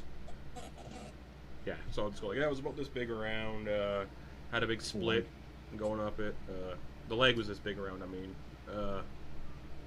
so that's just a little bit of a thing to worry about if we're trekking across the water. It might be a big crab. I don't know if it's dead or not. Like I said, there's a huge split going in it. Yeah, it went all the way up the top of like completely splitting open. But there was a lot of crabs in the water. I'd say more than I'm used to in a little singular area. So that's weird. Yeah, we're supposed to be avoiding crustaceans, correct? Yeah, because of Malakazed. Yeah. Kinda feels like it could be connected in a way. Maybe it was like a spider egg where they just broke open and then all little gross crabs came out. I don't know. Why are you looking at me like that? I'm just saying. I chose not to investigate it.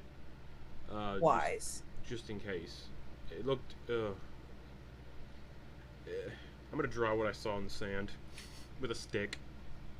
I mean, you just saw, just like the leg poking up out of the deep seaweed. I'm gonna draw like it in the seaweed and. Oh, you're gonna Are you gonna try and draw the leg in the sand like full scale? Yeah. All right.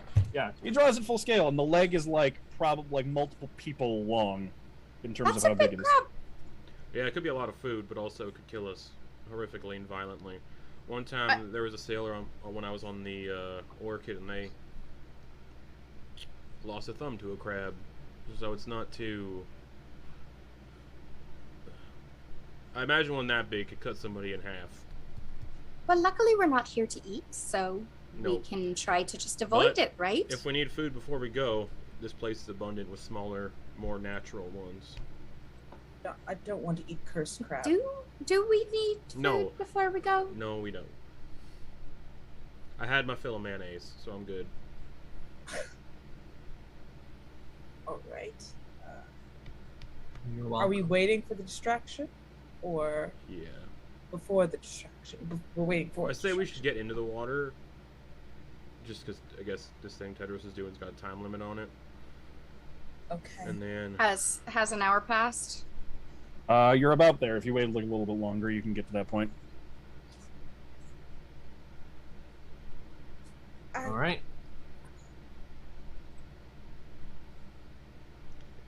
Here we go. All right, we ready for the distraction? Yeah.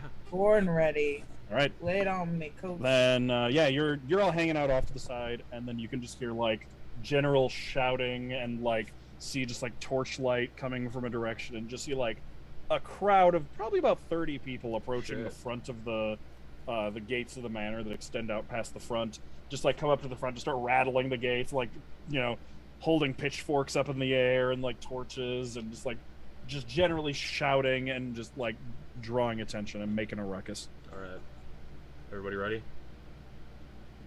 Ready. And about at that time, Tedros, you have finished casting your ritual. I'm gonna under the water. Okay. Well, actually, wait, I'm gonna swim around like this. Okay. Also, I just remembered that rituals actually take 10 minutes plus the action, not an hour plus the action. Oh, right. So maybe wait till. You need the full hour. Yeah. We'll just wait and then. Yes. Okay. Yeah. So I'll get in the water and I'll just be like this. Okay. Wait. So we're okay. I understand. Okay. Never mind. Continue. You're all good. The spell gets cast. When it gets cast, you still have an hour starting. Once I level up higher in my warlock subclass, I can speak underwater and people can understand me. So they can right now. So I'm just gonna go. All right, it's this way. I'll show you where the crab is too, just so we can avoid it. And I'll start swimming. Not 40 feet, because I want people to keep up with me. Right. Well, 30 feet. Then they. Well, but if they're crawling, it depends on how everyone's moving. Yeah. How y'all gonna move on the water? I feel like I don't know. Does it like make noise as we crawl across the water, splashing noises? It would still make splashes, wouldn't it? Because you're still on the surface of it. A little bit, but not a lot, because like you still are like it'd be like walking on a puddle, right? Kind of, yeah, a little bit, but yeah, you do like if you're walking on waves though, like the waves like is like the floor moving, so like. Okay. I feel like until they pass the crab, Princess would try to be quiet. Yeah, I'm gonna like show them where it is, just so if it is alive, then we pass by it sneakily. Trying to be sneaking. And I'm in the water. Montblanc, do you have dark vision? Yeah, 60 feet. That's what I figured. Okay. When you look down from the surface in that direction, you can still see the leg exactly in the position and the place where you left it. Has not moved. It hasn't moved. I'll say as quietly as possible. Yeah. Okay. Then I'll point towards it. Okay. Everybody else from up on top is harder to see unless you're actually under the water, especially because it is like kind of enshrouded in the seaweed. All right. But if we're sneaking towards the manor, you can see the manor from here. It's the manor itself backs directly up to the water. It has like a patio, and then like a wooden deck that actually goes over the water a little bit, kind of creates like a nice like dock to jump off of and like a swimming area. How do y'all feel about getting dirty? What kind of dirty? I'm gonna see. When we get closer, I'm gonna see if there was a sewage runoff, like a sewer system for the house. Why would we do that? It's a good way to break in. I thought the whole distraction was so that he would go outside and then we could break in a normal way. But this could be a good way to do it if we have to get out when people come back inside. Why is it a good idea? Why? I feel like you just pulled this out of nowhere. I did, because we're swimming in water and the water's connected to the house. So I put two and two together. I would prefer not to. All right, just a suggestion in case things go, in case there's no other way in. What about we go in, and then if there's no better way out, we do that?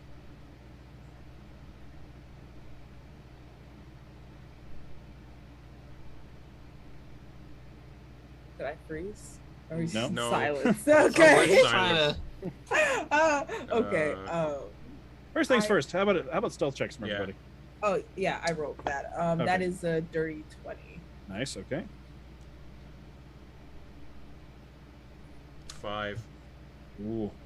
One successful failure. Crab dinner. Just a crab. I'm in the water room faster, so. Natural one. Oh, it's 2. Ooh. Oh wait, can't I help with that? Bountiful luck? No, it only applies to you. Yeah. I thought I had something that... No, I swear I thought I had something where it applies to other people. I think there is a feat. There's a feat. If you have it. I am almost positive that I took that. That'd be very helpful in this circumstance.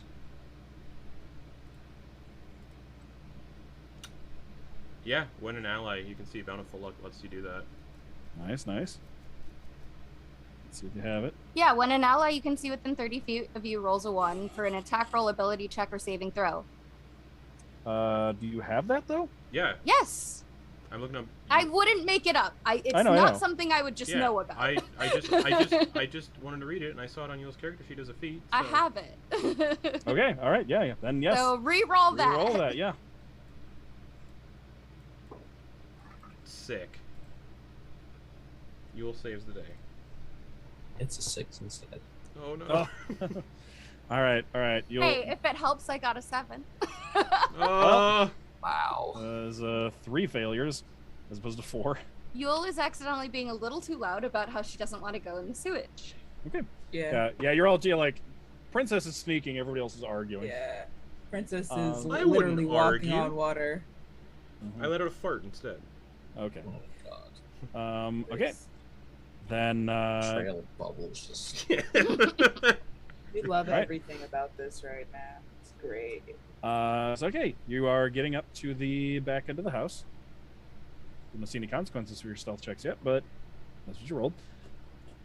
Okay, as you make your way up to the back end of the house, you can see that there is it's like a wooden dock that like kind of extends out, like it's just a wooden platform that extends out over the water to like jump off of and swim around, and then that like couple steps up to a more like stonework patio, and then you have the back of the house, where you can see 3 floors worth of windows. The 3rd floor is like up on the pitched roof, so harder to get to. 2nd floor, there is a balcony that looks like it wraps around the, from your perspective, the left side of the house around to the front. And then there is also a back door. And then there's windows all over the place.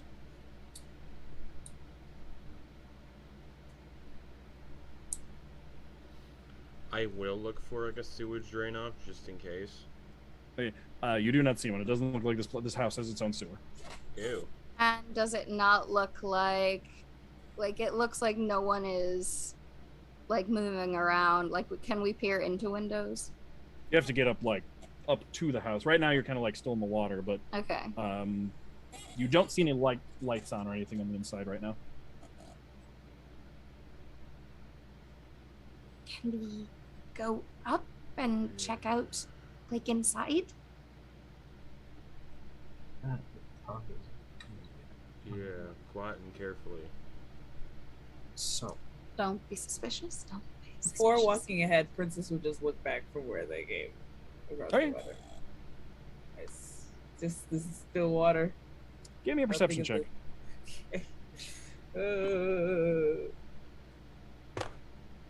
Okay. That's an 11. Still water. Yeah, just quiet as possible. Okay. Real quick question: who feels confident in their dexterous abilities right now? I mean, No. Yul's broken into a witch's house before. Princess. Yeah. Nope. Yeah. Not me. I know that. Okay, cool. So Tedros will put he'll put a hand on Montblanc's shoulder, and he will cast enhance ability for dexterity. Sweet.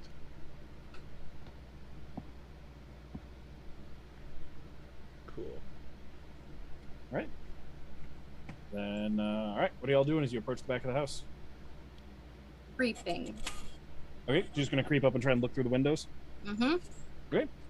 Looking through some first floor windows, you can get up to the back. You can see there is one is kind of just like an entrance into the. There's the door, and then around you can see a chimney on one side that looks like it runs up the full back side of the building. Looks like there's no real windows around that one, but then over on the other side you can see like into a dining room and a kitchen on the left side of the house. It looks like no one's inside. You don't see anyone inside for right now. You can see doors that like you don't see. You can see some doors on the first floor that you don't see. Like you can kind of tell from looking at them, there's not a window past that room, or that one you can find at least. So you don't know if anyone's in there, but you don't see anyone moving around on the first floor. I hate to suggest this, but what if we split up into 2 groups of 2? We can be quieter if we're not all bunched together. Okay. I could check. Because if there's 4 of us moving around, we're way less inconspicuous if there's smaller groups of people moving around separately in the house. Well, I can open some windows and doors and we can go in separate places. I could even go up to the balcony. Alright. Do it. So Yule will where is the floor? Sorry, 1 second. Yep. Yule's going to cast Mage Hand Okay. and use it to unlock the window directly in front of them. Okay, yeah, you can do that. You can just the little like window lock just like turns in front of you, and if I remember, because of the way you have it, it's invisible if I remember correctly. Mhm. So it's just Yep. and then that window is unlocked right in front of you. And then she's going to use, where is it? I think that's in my options. Yeah, I'm going to use, do I have to use Step of the Wind to jump to the balcony, or is it, How high up is it? probably about like 10-12 feet up. Oh, so I can just jump. Probably, yeah. Let's say with like an acrobatics check. Give me an acrobatics check to see. She'll just like kind of like hop up like some of the like handholds and stuff to make your way up and grab the base of the balcony.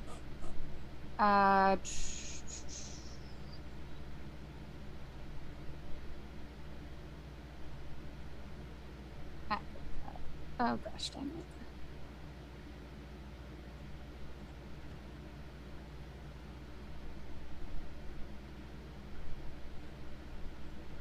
$17? Okay. Yeah. So who's going in the window and who's going with you? I'll go with you. Okay. You can climb that up there. Oh, I have a way to get up there. Also, Yeah. I could just do a running jump and get up there with my strength Yep. score. Yeah. Okay. He Sounds good. leapt over like an 8-foot fence last session. I just want to make Yep. jumping over a fence versus doing it stealthily are 2 different Fair. things. So yeah, Monty, you're going over by Yule. You see Yule just like there's a couple support beams, and you see Yule just go like boop boop boop boop boop, and then just like hop up and grab onto the railing and just vault over it. Yeah, I'll do a 10-foot running start, and I can jump 20 feet in the air. Yep. So yeah, Monty just leaps through the air and just grabs the railing and just vaults right over it. All right. And then Arcan Princess will be going in the door, but we'll start with Monty and Yule. All right, you should Okay, go. You should you'll- go first. You should go first. You're quieter. You'll use his Mage Hand to unlock the balcony doors and slowly push them open. And Sam is frozen. Yep. The internet really loves us. Thank you. I know. Say that again, please. You'll use his Mage Hand to open the balcony door and slowly and quietly pushes it open. Okay. You like fiddle with it and stuff. Eventually realize it was actually unlocked. It's a 2nd floor balcony. They did not bother blocking it. Nice. Fair. They just walk on in. Yeah. Well, so there's one. Okay, so there is one right next to you. There's also it's a wraparound balcony, so it goes up the side of the building and over the front. So there's Okay. one towards the back where you are. There's also it wraps around the front. I'm assuming you're going to want to go in the one towards the back. Yes. Yep. So you open that door and just kind of like creaks open and leads into what looks like kind of just like almost like a small coat room. That's like right in front of the balcony, and then there's like another door immediately ahead of that one. This is kind of like it's almost like a lock system for weather, just like come in and out through this way. We slowly. Oh Before we go, does Yule have dark vision? no, but she usually casts light, but she wouldn't want to if we're being sneaky. Yeah. I mean, how dark is it in this house? Pretty dark. There's no lights or anything, but it like there is moonlight. But like once you get into this coat room, it is like pretty much pitch black as if you close the door behind you. Okay. I can't see anything in here. All right. You want me to lead and you follow, or Yeah, I'll stay behind and I'll just hold your jacket. I'll She's got her little hand like this. I'll take my sleeves out of the jacket, tie it around my waist, and then put one sleeve in the back. Okay, so it's like a little Yeah. handhold. All right. All right. I'm not sneaky. Right. I hope you know that. I suck at it. And I'm just gonna. Why did you propose we break into this house? Because it's the best way to get information from Lord Mumbleton. Okay. We got this. I have complete faith in the others as well. We got Okay, this. well I'll follow you. First, I'm gonna peek through the coat pockets to see if there's anything, not like loot, but like anything notable in these coat pockets. Not loot. Right about. Because I've found like notes that I've left to myself in coat pockets once in a while. Right about 10 loose silver pieces, but other than that, nothing of note. This guy sucks, right? Probably. Take all the silver pieces out, Okay, add 10 silver. and I give them to Yule. Okay. Ooh. Coins? Yeah, he sucks. Keep it. 10 All right. 10 silver, I think. Mm-hmm. She slips it into her little bag. And then proceed forward. All right. So open the next door. Yeah, as quietly Okay. as possible. Like slowly open it. All right. That leads you into a hallway. As you make your way in, you can see a spiral staircase that goes both up to the 3rd floor and down to the 1st floor, Okay. as well as it also proceeds around your corner to the left. All right. So we got up 3rd floor, down 1st floor, and then it proceeds on the left. Yeah. What do you want to do, Yule? I guess let's go up. All right. And start up. Okay. He sits the spiral staircase, right? Yeah. You Okay. spiral your way up. Up the spiral staircase. Okay. Trying to like tell you where each step is. Here. Yeah. Here. Here. Yule's listening and trying to keep up whilst like not stumbling a little bit. Okay. You make your way up to the 3rd floor, and it appears it's an attic. You can see it has like bare rafters up above and Right. everything. And it's kind of partitioned off. It looks like into like separate rooms, almost by like extensions of walls and beams and stuff like that. So you come up into like the first partition, and it's just like boxes and trunks and like old clothes and things like that. So Okay. far in this section, Is there any windows up here? not in this section, but you did see one window that would be actually the far from the outside. You saw a window that would be the far side of the attic from where you just came up. All right. How quickly could you snuff a light if you had to? Immediately.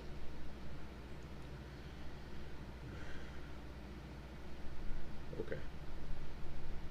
Do you want to give yourself some light? Yeah, I'd like to see what's in here. All right. She lights. Oh yeah, you can illuminate, and it's an attic. It is filled with just storage and stuff. Primarily, this section is like old like winter clothes that like probably don't get much use. But then there's like it continues on further in. Well, Is this the type of thing you were looking for? no, we're looking for documents and stuff, so we probably want to try to find his office. She continues wandering yeah, further in. Most people wouldn't Okay. have their office on a ground floor, I don't think. So yeah, and I'll follow Yule. Okay. Yeah, you can wander further in. You can see like the next section is mostly like extra furniture and stuff. It looks like there's like extra leaves for the dining room table, extra chairs. Like if he's entertaining more people than usual, they can expand that. Maybe some outdoor furniture and stuff. I'm gonna run my hands along walls and stuff to see if I can find like any like weird like buttons, levers, secret compartments, that kind of stuff. Okay.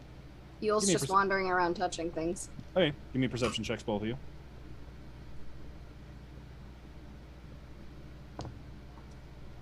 Uh, 22. Okay. 17. Okay. both of you can notice that this place is very dusty. It's an attic. They get dusty. But especially with Yule's light up, you can notice that there is a consistent set of... There's like a path, like one consistent path that leads through this attic, through the dust. That's like a consistent amount of footprints back and forth that has left the dust disturbed, that leads further in towards like the opposite side of the attic. You see that? Yeah, what's this? A path. They just follow Yeah, same. Okay. along. Yeah, you pass through another room with like just like looks like some barrels of stuff, possibly like preserved food and things for like if they can't get any food for an extended period of time. The next room is even old, like the kind of furniture you put in storage, like a wardrobe that there's nowhere to put in the house, but like it's an heirloom, so you want to keep it, things like that. But eventually you come up to a doorway that hooks to the right, and you can see moonlight coming in through that doorway. So presumably that one window you saw up here is through that door. Alright, leads here, right? And it does. The path does lead in there. Yeah. I think snuff the light. She puts it out. Are you good at picking locks? I'm gonna see if the door's locked first. No, door is unlocked. Maybe you should go first. You're smaller. Okay. She's gonna feel up for the door handle and open the door. You can open the door and you enter into what looks like a study. Looks like a kind of like a small office with like a desk and like some cabinets and things and a chair. Looking out. The desk is positioned to be able to look out the window. But yeah, like a small hidden study up on the 3rd floor. Oh, this is lucky. What is it? Where are we? I think it's his study. Oh, And can I light? And it's hidden beyond all his junk, so this is a study that might have some secret stuff in it. Is anyone in here? Can I light? There's the window. I don't want to, just in case, right? Yeah, the window. It's not a full moon, but there is moonlight coming in, so you can like Be seen. probably read, or if you wanted to, you could always like take stuff out and like take it out into the next room. So she Yeah. can see a little bit. Yeah. I think we should check the desk. Look for anything important in the desk, but not read it in here because of the big window, and read it in the next room. Okay. Both of you, please give me investigation checks to see I how thought. much you Wait. can I get. thought that the window is the only reason we can. Are we worried about being seen in the window, or are we glad that there's a window so that we can see? Both. Okay. Gotcha. Because if you illuminate a light in here, that Yeah. window will light up Yeah. from the No. outside. I agree. I just meant why are we reading it in the? Because Because if we- there's light in the other room. Gotcha. I get it. And window, and we'd be seen if people. Yeah. Yeah. Invest- But Monty I think can read in here because he has dark vision. But Yeah. I just don't want to do it in front of a big window. yeah, fair. All right. Investigation checks from both of you. 19. Okay. That's not gonna. Okay, I got a 3 because I have a -1 in investigation. Okay. Yule is like, Holding the book upside down. yeah, Yule is like looking through something and is just like very like brings it into the other room and is reading through it and is like, I can't believe all of this. And like when Monty comes out with a stack of papers, he's like, Yule, that is a work of fiction. That is not a diary. Yeah, That is Moby Dick. That's a storybook, but keep it if you want. Monty with a 19 on a first pass. Hell yeah. You do find some. You go through some drawers, and you're able to. You are able to find some. Looks like just political documents and things like that, like political records and like stuff of that nature. One of which it looks like generally like looking at all these, it's like you might need to take them and like read through them in detail later because they're just very dense documents. But one of them, as you're looking through, does catch your eye in particular. If you're looking for a connection between Lord Mumbleton and Dieter von Stark, you can see this one is basically a record of. It's a record of Dieter's appointment onto the Orchid. Ooh. His original appointment onto the Orchid. And you can see that listed as the noble sponsor for him being like the person who vouched for him being put onto the Orchid was Lord Mumbleton. Fuck. Okay. You also, while you were in the other room, did identify one of the drawers had a significant amount of financial receipts. And like financial records. Just at a quick glance, does any of this look juicy? Uh, I want to steal let's like see. all the documents and be like, oh, most of these documents are useless. You see, okay, a couple of them. Let's see.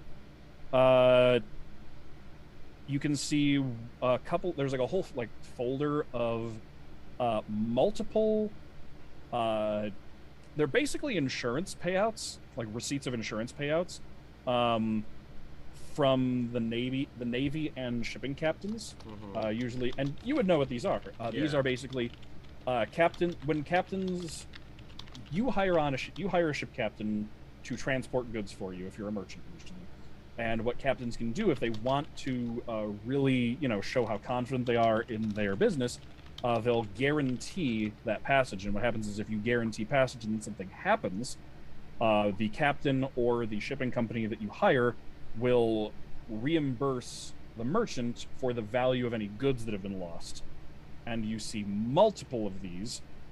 And you can just one of the words that catches your eye on every one of these is Scarlet. Taking every single one. Yep. Okay. You also see another one you see though is a ledger in the, as you're picking those all out and taking all those, you see a ledger. What catches your eye though is you see a note poking out of the ledger, kind of just a little note stuck in the book. And you recognize just the tail end of Dieter's handwriting. Just taking a wholesale? Okay. Yep. All right. Anything, like I said, anything that could be incriminating is what I take. Okay. All right. Then, yeah. Did you find anything? Yeah. Show you all the insurance payouts, specifically the ones that have Scarlet on them. We go into the other room and she Yeah. casts light again. Yeah. So these could As you be Scarlet Skin Carvers, the pirates, and then a ledger. Yeah. Actually, as you read those in more detail, you can see every single one of them is a payout of a ship that was attacked by Scarlet Skin Carvers, and then they were forced to pay out to Lord Mumbleton the full amount of the goods on the shipping manifest. So this right here could prove that Lord Mumbleton's not only is working with the Scarlet Skin Carvers possibly, but also proof that Dieter is as well. You also, as you're looking at those though, main thing is there's some information missing. Mhm. These are just receipts for payouts. Yeah. You're missing the business ledgers, so those are probably kept. If they're in the house, they're kept elsewhere because you didn't see them in the office. Yeah. So. I thought we were looking for proof that they were dating. No.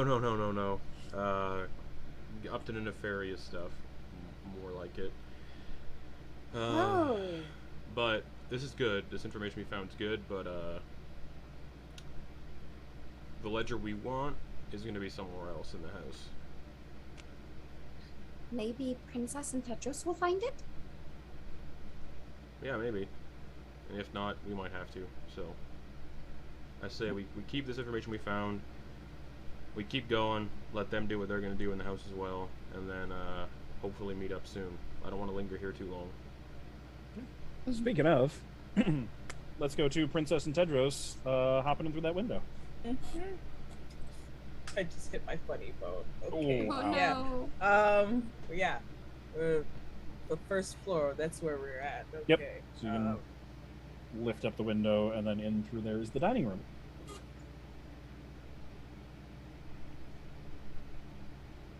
How many entrances are into this dining room? It's a pretty open first floor. So it's the dining room kind of just naturally flows into a sitting room, and then past the dining room looks like there's a door to probably the kitchen, you would guess, in the other direction. Actually, it's the kitchen. You peeked in through the other windows. I feel like Princess would just stay still and just try to hear if they hear anything out on the first floor. Okay, give me a perception check to listen. Come on now. Math. Perception, that is, I know math. That's a 16. Okay. You don't really hear anything on the first floor other than the slight creaking sound of footsteps on the floor above. Coming from the direction that Yule and Montblanc went. Would I just like on instinct know that like is it weird? Would I find it weird that a house this large doesn't have anybody in it currently? Possibly. It is kind of out in the middle of nowhere. There is a large distraction out front, so like that could be drawing the attention of anyone in here. The other thing is that the possibility was mentioned that Lord Mumbleton just isn't home. If that's the case, he would probably bring some of his serving staff with him, which would then leave the house pretty bare bones in terms of staff. All right. Princess will just kind of like knock her head the direction of towards in the house towards Tedros. Okay. Tedros will nod and follow after. Okay. So y'all climbing through the window? Yeah. Okay. So you can climb in. You're in the dining room. There's a sitting room where you can kind of like see your way all the way to the front door from here. You can see out the front windows to the front courtyard area. It's like a horseshoe-shaped driveway made of like crushed white rock gravel and some hedges, but you can see like the glow of the torchlight from out at the gates where Cadence and the distraction people are. Mm-hmm. Standing in the dining room, you can see there's a spiral staircase that goes up. And then on the other side of the sitting room is a set of stairs that looks like they go down towards the basement. And then there's the door into the kitchen.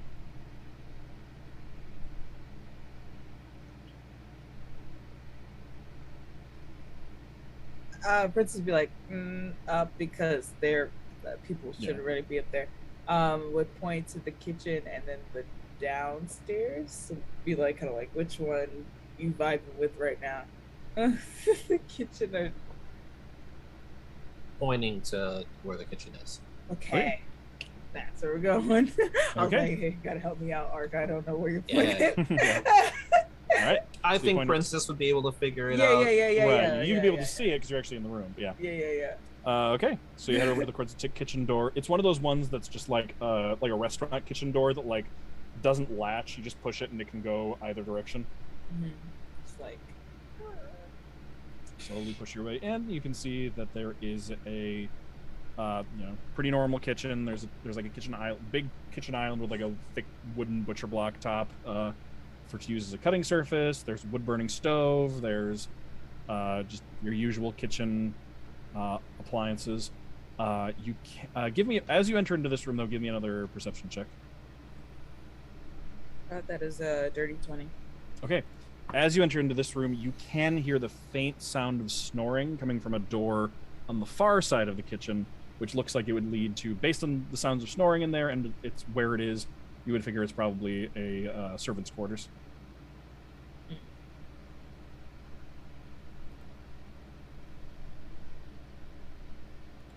This is just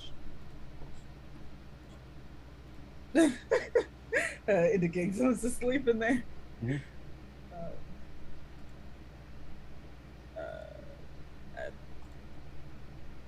Princess would do like a quick like sweep over the kitchen with her eyes.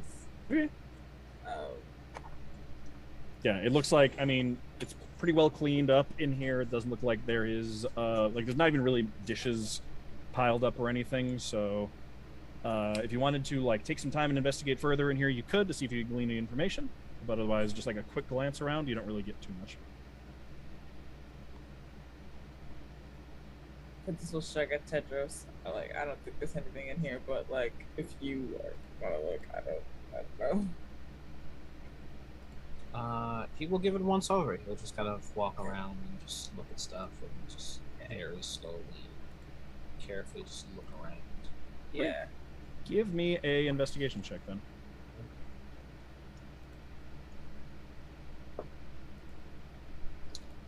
I need better luck. That is going to be a 7. You don't really get any information from looking around the kitchen. Like, it's a kitchen. He just shrugs And then Could Princess like tell if like gestures. he was like got anything from that? Like, does he look distracted or like? I think it just kind of looks like he doesn't necessarily know what to look for. He's just like looking around at stuff, just like, yeah, I'm not getting. There's not a lot to grab onto here to like know what to like. These to get plates traction. don't look particularly sinister. Okay, exactly. yeah. Princess will go through them like, I know what secret little hatches look like, and just look for those things. Okay. Then investigation. Yeah, investigation from you as well. Yeah. Wolf. Not my best, not my strongest. Mm-hmm. Oh, that's a 7. Yeah, similar thing. These plates don't look very sinister. Yeah, okay. I'd be like, 6. All right, then slowly backing out of the kitchen. Okay, and back your way out and back into the dining room. Yeah, down the steps, I guess we go. Okay, so you go across the sitting room and towards the basement. Yeah. Okay. You can make your way down those steps, and you come out into, what looks like a basement. There is a little bit, so it's like the basement is set up in like, basically there's a door right next to the stairs as you come down. It looks like it probably leads into like more of like a cellar area where food is kept. The basement down here is actually, do both of you have dark vision, by the way? I think you do. I have dark vision. Yes, okay. The basement is set up almost like an art gallery as you come down here. And in particular, it seems to be a gallery of... it's a gallery dedicated to what looks like the magical and occult. You can see on the walls framed scrolls written in Infernal and Draconic, like kind of unfurled and framed up on the walls. You can see statues up on like little pillars of various idols and deities from around the world. You can see what looks like a sacrificial dagger set up like kind of on like a little display stand. You can see a book, well-bound, nice book sitting out on in a glass display case that's locked. You can see a solid black crystal ball. You can see sitting against like on the floor, but like raised up a little bit on a little platform. The broken remains of a pewter cauldron that looks like an explosion went off inside of it. It's like cracked in a few places and kind of like bent outwards. You can see sitting up on a nice little pillow, dried and mummified hand. You can see a velvet cloth laid out with a full set of teeth, like laid out in like upper row, lower row, but the teeth look like way too pointed and like there's way too many of them for it to come from like a human or a humanoid. That doesn't make me feel better about the teeth. Yeah. Exactly. And then I'm gonna need perception checks from both of you really quick. Oh, please. Oh my god. The teeth are speaking. Let me pull it up. That is. Oh, nat 20. Okay, so this is perception, you said? Mm-hmm. This is 27. Okay. I have a dirty 20. Okay, both of you catch this then. As you come down into the basement, you're looking around at all this. On the far end of the room, just before a doorway into another room past this, you can see sitting up on a pedestal is the calcified head, calcified part of the head of a giant crab. Like, just the part of the shell where the eye stalks come off of, but not too big. It's probably like the stalks themselves are probably about this tall, not as big as the one Monty saw out in the lagoon. But what catches your eyes with that perception check is when you came down the stairs, the eyes were open, and when you looked in its direction, they shut. Oh, hell.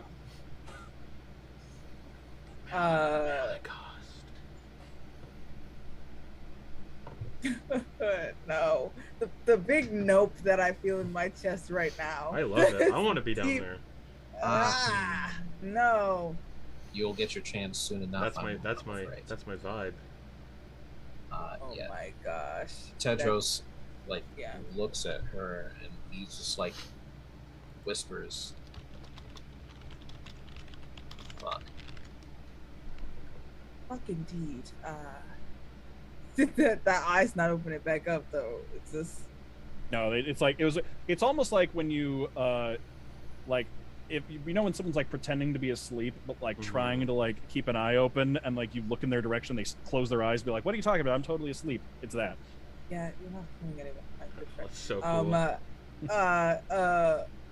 Just like quickly then, go do a runs around the room to look at like everything that's in there as quickly as possible. Okay. Yeah, you can look at all that. There is also a door past this little gallery room in the far end of the basement. It hasn't been an hour yet, right? Correct. Oh my gosh. Okay. I found paper. That is this is investigation. That's a 12. Okay.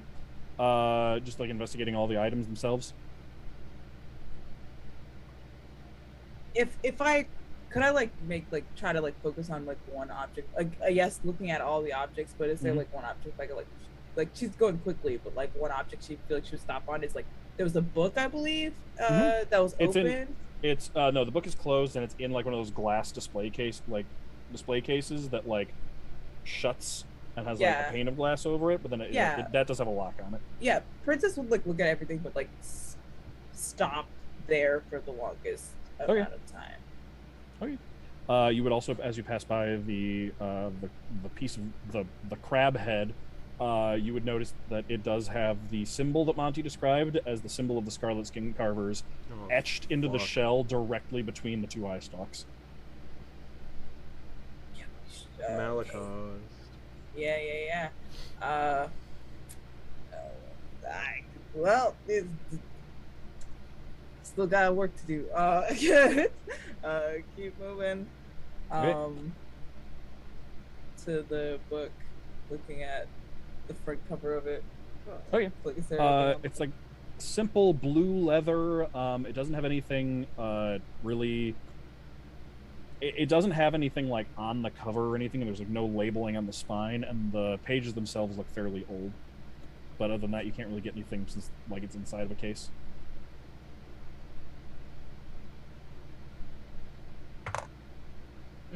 Okay. Let's just try to lock it. Do you have thieves tools? I do not. You don't have any way to actually pick the lock. Okay. Could I? No. All right. No, I'm not gonna break this thing. But Princess like look over to Tedros and be like, get like for the lock. He like pulls out his dagger and he's just like,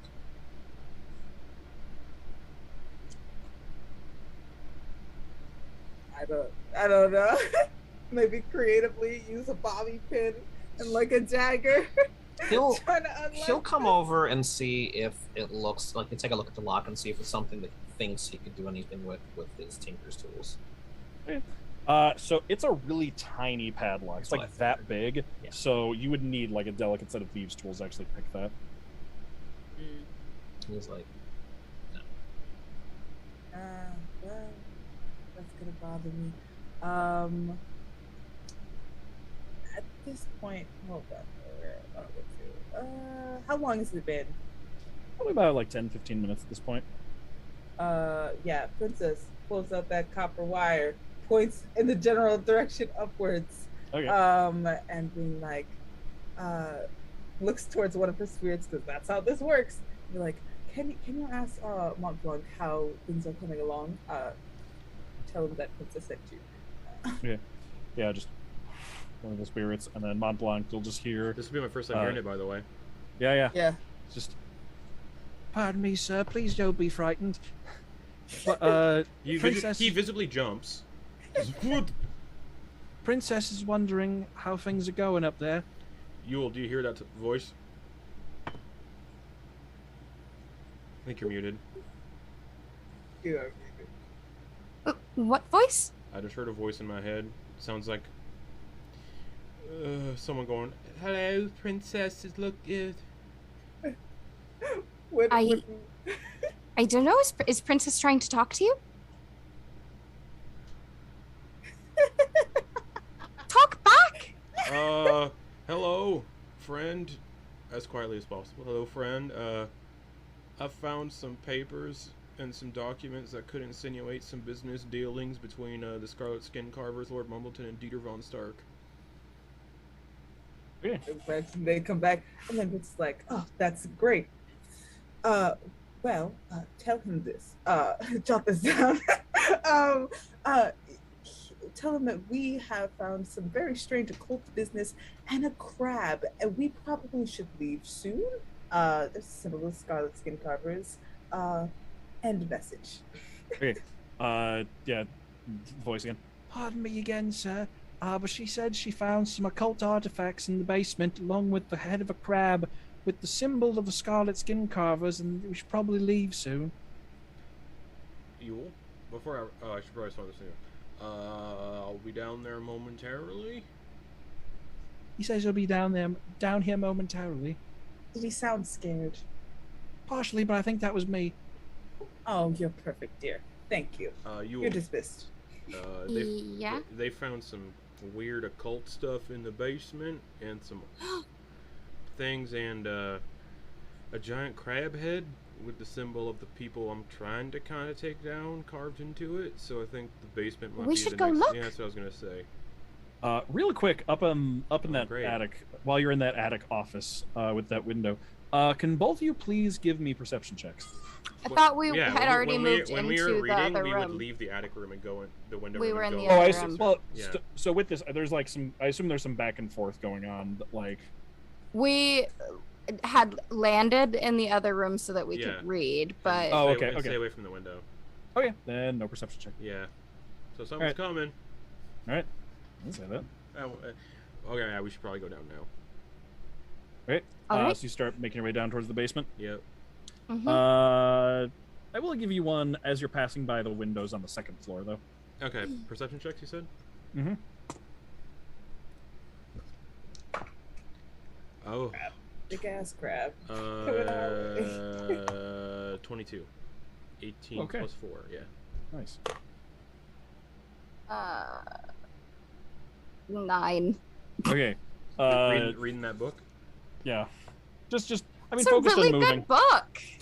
Monty, out of the corner of your eye, as you're passing by the windows that face the back of the house, the ones towards the lagoon, you see a humanoid shape standing, like, up in the water where you shouldn't be able to stand, like knee deep in a much deeper than knee deep lagoon, looking in your direction, but like already in the process of just sinking back down below the water. Is it the shape? Is it Michael Myers? Is it the shape? Oh, I wish it was the shape. Can I get an idea who it is? Like Dieter, maybe? Or...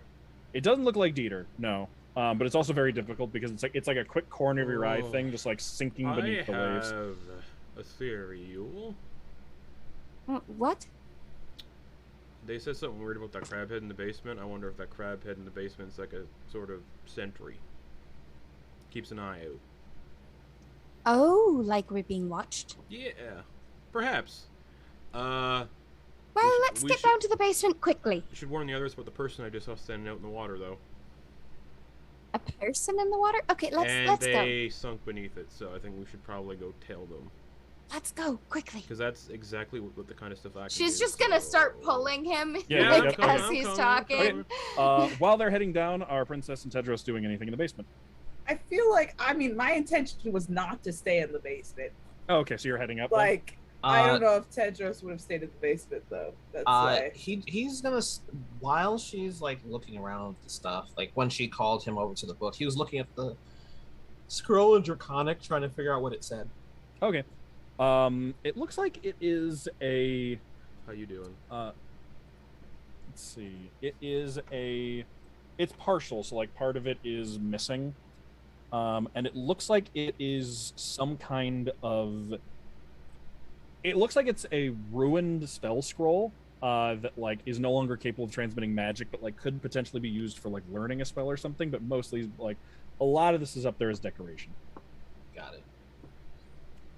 And then yeah, there was the one room back by the stairs, the stairs that looks like it was like a root cellar, and then there was one door at the far end of the gallery room.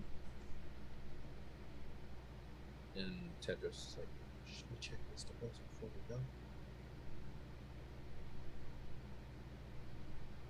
Thanks. And he'll go check I guess the one, the first one that you mentioned. I think the root cellar. One by the root cellar. Yeah. Go, While he's doing that, Princess just has eyes on that fucking crab head. All right. What was the thing that had a tiny lock on it? The book. The book. Okay. Mm-hmm. Okay.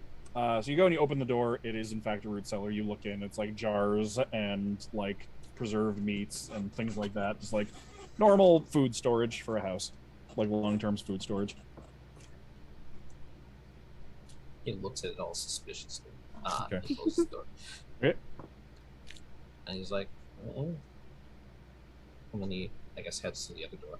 Okay. About as you get to that other door, Yule and Montblanc are probably heading down the stairs. I'm gonna say, hey, heads up. Someone was in the water floating down right around the same time that you spoke with your crab friend over here. So I'm gonna walk over to the crab statue. Okay. You can see it. Look at it. You're a fucking sentry, aren't you? And I look it's at 100% a sentry. I look at the thing carved onto its head, and I'm gonna say, how about we blind it a little bit? And I'm gonna take my Yeti hide that I still have and drape it over it. Nice. Okay. All right. I have a feeling what we're looking for is in here. I found a bunch of ledgers, not ledgers, but I found like a ledger and some documents of like insurance documents, business documents that definitely tie Lord Mumbleton, Dieter, and the Scarlet Skin Carvers together. So we're in the right place, but we do have company coming. I assume. I saw somebody kind of do the same thing I can kind of do, and they were standing on the water, and they kind of just sunk beneath it, just where we were. So, that sounds terrible. All right, we give me a second. We gotta make this quick. All right, well, Yule is looking around, though, and if you notice, she is, like, going as if she's being attracted to touch the, like, you said there's a crystal ball. Yeah. She's trying to, like, get close to it, but she's like, I know I shouldn't. Maybe not touch anything. This stuff will all be cursed. If it's tied to Malacost, especially that crab with the symbol of Scarlet Skin Carver's carved, I think this all could be bad stuff. So, It's so pretty. Yeah. If we don't want to die, dear, I have like 3 curses on me. I'm not concerned. If we don't want to die horrible, painful deaths and lose our minds and get sent to the realm where Malacost is, where again I described who that is, the infinite mass of molting chitinous material, I think we should just be careful. All right. Did you look in any of the doors? Yeah. I checked this one. It's just got some roots. It's a root cellar, so unless he eats like a monster as well, I think we're okay with that. Just in case the person who is floating around in the water shows up, armor bag of this and my flail is going to be out, just in case. Okay. What about the other door? Well, let's check that.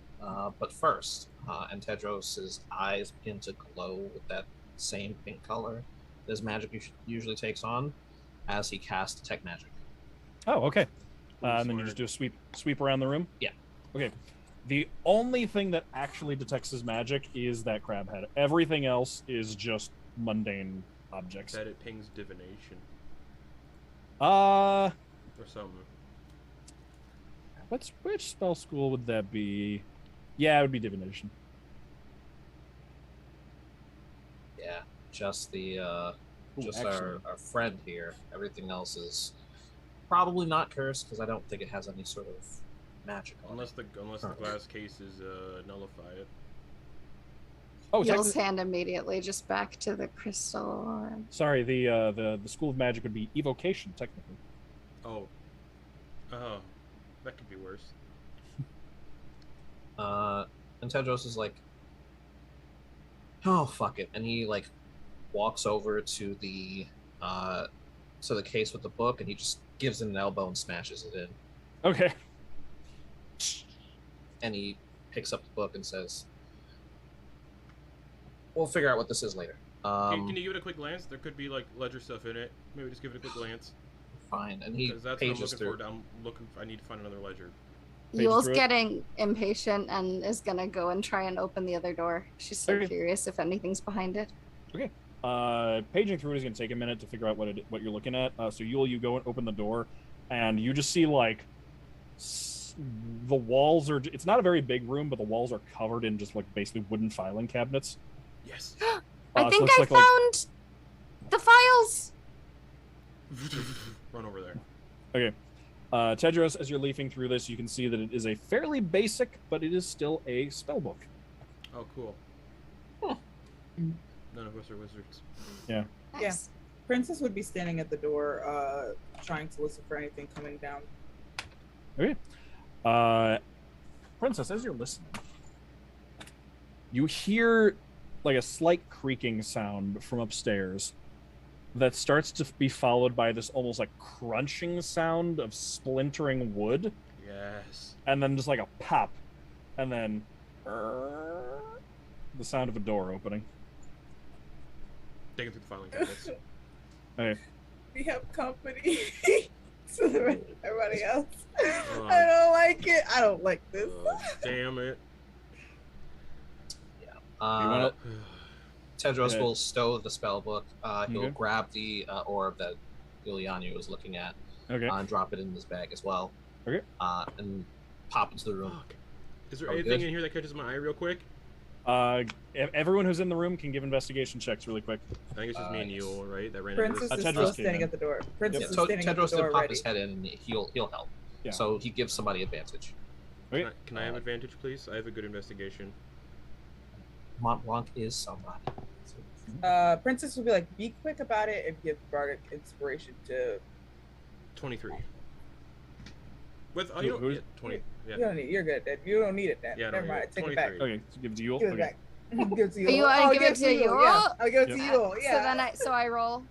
Yeah. Yeah, so- Bardic inspiration is D6. yeah, D6.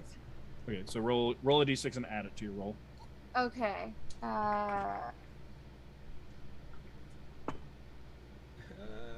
Oh god. Oh wait, that's why it's the 6. Okay. Wait, so that would be 15. Okay. Montblanc, you already have something you're looking for, which you find. Yeah, sick. Business ledgers for shipments of goods he invested in, the ones that match up with the ones attached by the Scarlet Skin Carvers. And you can find just more details about that. Excellent. Yulyanya, you find a set of receipts for shipments of food, just seafood, and it's attached to something called Mumbleton's Feast of the Sea. But then you see another flyer attached that says Mumbleton's Feast of the Sea has been canceled due to an illness in the family. She's And- gonna grab that, not knowing if it means anything or not. Okay. All right, then that's about all the time you have before you start to hear footsteps on the floor above you. And the footsteps, normally, footsteps sound like, Oh, it's gonna sound wet and squelchy. 1, 2, 1, 2. It does not sound wet and squelchy. Oh. It sounds like Oh, fucking crab people. 1, 2, 3, 4, 5, 6. 1, 2, 3, 4, 5, 6. Crab Moving slowly over the floor towards the stairs. people. Sounds like a crab. Lovely. What am I doing? Crab people. Crab. Yul will stash the receipts and stuff and grab her quarterstaff out of her hair. Okay. Flails out. Monty's assuming it's crab people. Question: So Crimson would Rain, lightning. Tedros have given back Field Cutter for this mission? Yes. Okay. She definitely has field cutter. He has field cover, he just gives it right back right now. So, nope, you need this still. Yeah, I'm gonna have to make Crimson Rain because that's lightning, and these might be crab people. Okay. It being, All right. it doesn't make a difference, but you know. right. I take one. So you're all just I like- take 1 necrotic damage from that. Okay. So you're all just like getting ready in the gallery, looking towards the stairs. Yeah. Yeah, I feel like Princess would hold the spell, cause fear until she saw something. Okay. Does she see something? Yeah. All right. And Tedros will hold a casting of Bless at 2nd level. So he gets everybody. Okay. All right. What does bless do again? Please remind me. It D4. adds D4. To all Attacks. attacks and ability checks, I think. Attacks. Oh, no, it's attacks and saves. Are you about to put your little bless sign up? I am looking for it as we speak. Okay. Okay, so you're holding that. You're all looking in that direction. Yeah, my the sound. spell's covered in lightning, and I'm just like. Okay. The sound stops. Oh, cool. Can I get perception checks from everybody? It involves hearing, so Yes, you I have have advantage. on it. Yeah. Natural 20 for a 24. Okay. 21. Just Jeez, you said perception. That is 16. Okay. Wait, is that right? Yes, that is. oh, thanks for that advantage. So I rolled a 2. 21. Okay. Oh, was I supposed to add bless to that too? Or is that just No, fighting? No, or... this is Oh, okay. applied to Yeah, So attack it's- rolls and saving gotcha, throws. Okay. Did anyone get below a 15? Nope. No. Okay. Then you can hear that while the footsteps got a lot quieter, they did continue, and they actually turned around and moved over the floor just more quietly, and you can hear it is directly above you. We still can't cause a ruckus. Do we make a dash for the stairs? It's gonna see us if we could leave. There might be an emergency. You're There might be a secondary exit down here though. The cellar? That's like a cellar door. Yeah. Question: Yeah. Is Princess the only one holding a spell? Uh. I think so. No, yeah. Tedros is holding bless. Yeah. Tedros is holding. Oh, you were bless. holding bless. You didn't actually cast it. Yeah. Not yet. Oh, okay. Then in that case, Oh boy. evens, odds. Evens it is. Does a 14 hit Princess? No. 14 Okay. does not hit princess. There is a crashing sound as wood splinters just explode down from above you as a huge green pincer claw just comes crashing through the floor and just starts and snaps like right in front of Princess's face, who manages to just lean back just in time. And looking up through the hole, you can just see this like horse-sized like crab centaur thing with just like a set of like tentacle feelers coming out of its mouth, and just like jammed a claw through and snapped at Princess. Yes. This is all Did I? Yeah. What do you say? Roll initiative. I'm Roll so initiative. excited. Yep. Look at all these weird. Can I like release my spell or? Since you were holding it in the direction of the stairs, basically it was never like you were mind. waiting for somebody to come down the stairs, and it surprised you by coming through the floor. Yes. You'll need to. You can still let it off on your turn. Oh, Okay. Ties. I rolled a 5. 19. Okay. 14. All right. Yule is scared of giant crab. Oh, this is great. More like a Was that lobster good enough centaur. for, Oh, I didn't add bless. Oh, bless. yeah. No, It- no it's a- bless. Bless doesn't work. Oh. No, it's ability Oh, check. yeah. I'm work on it, really but- bad at rolling. Yeah. Initiative's an ability check. Yeah. Yeah. Oh, you're But just bless saying does that you go left- off. Okay. Bless does go off. No, because both of you, were basically, you set the like something coming down the stairs as your trigger. So like, Okay. since it surprised you by coming from above, you're still holding the spell, so you can release it on your turn, so you don't like lose the cast or anything. But This is great. you can also choose to just like do something else if you, or no, you either cast the spell or let it off. That's how that works. What did everybody get again? 19. Yes. 14. Okay. 5. And okay. All right, Monty, you're up first. I'm gonna run towards this thing. So it's above you. So Oh, perfect. I'm gonna look up. okay.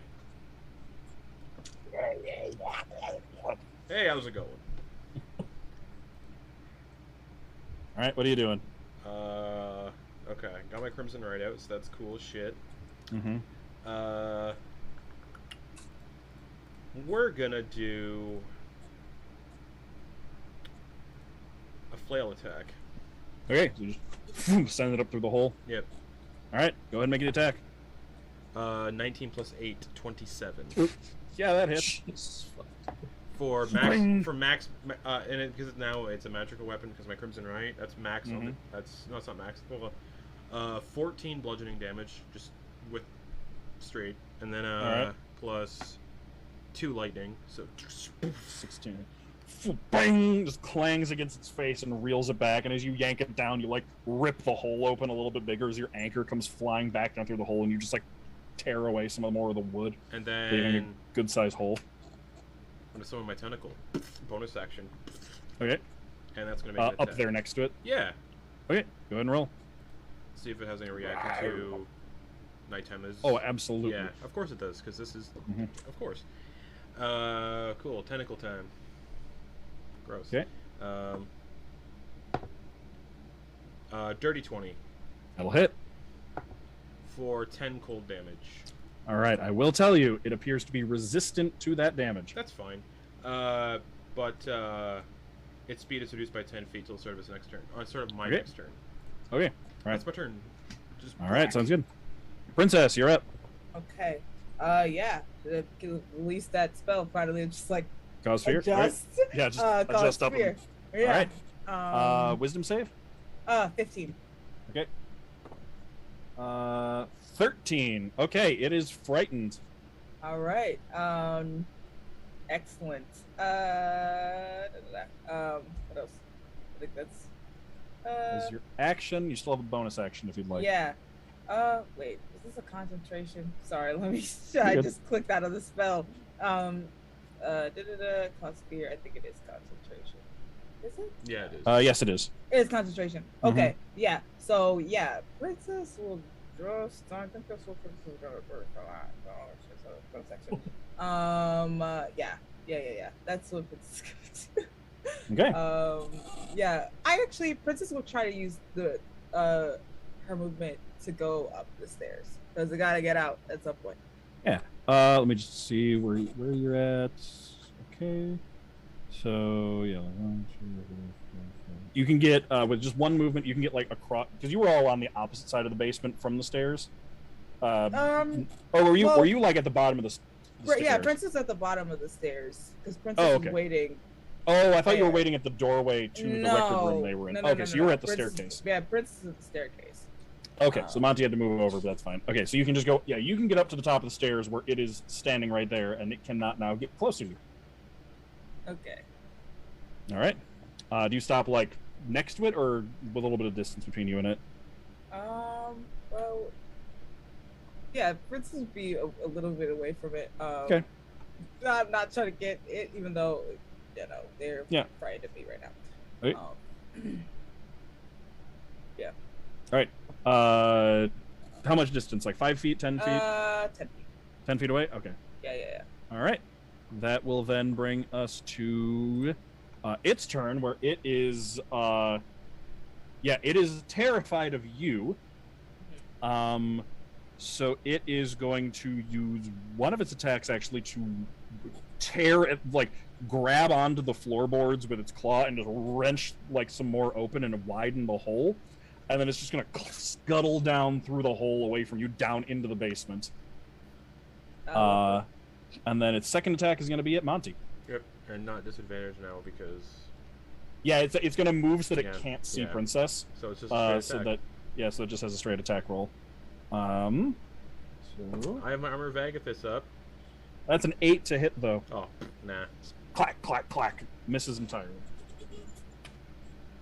Okay.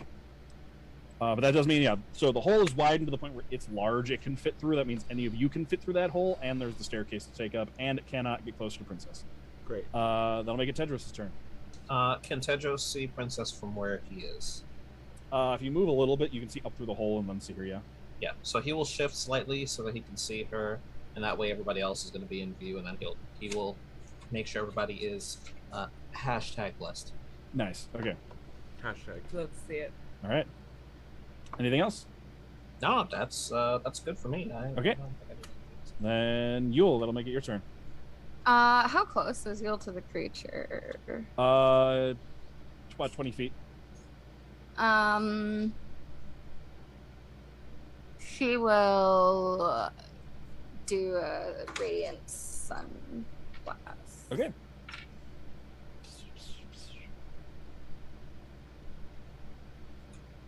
Ooh, not great.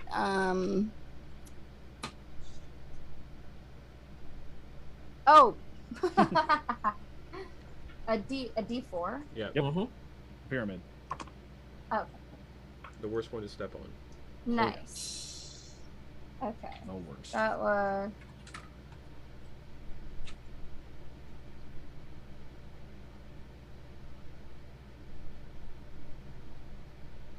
15.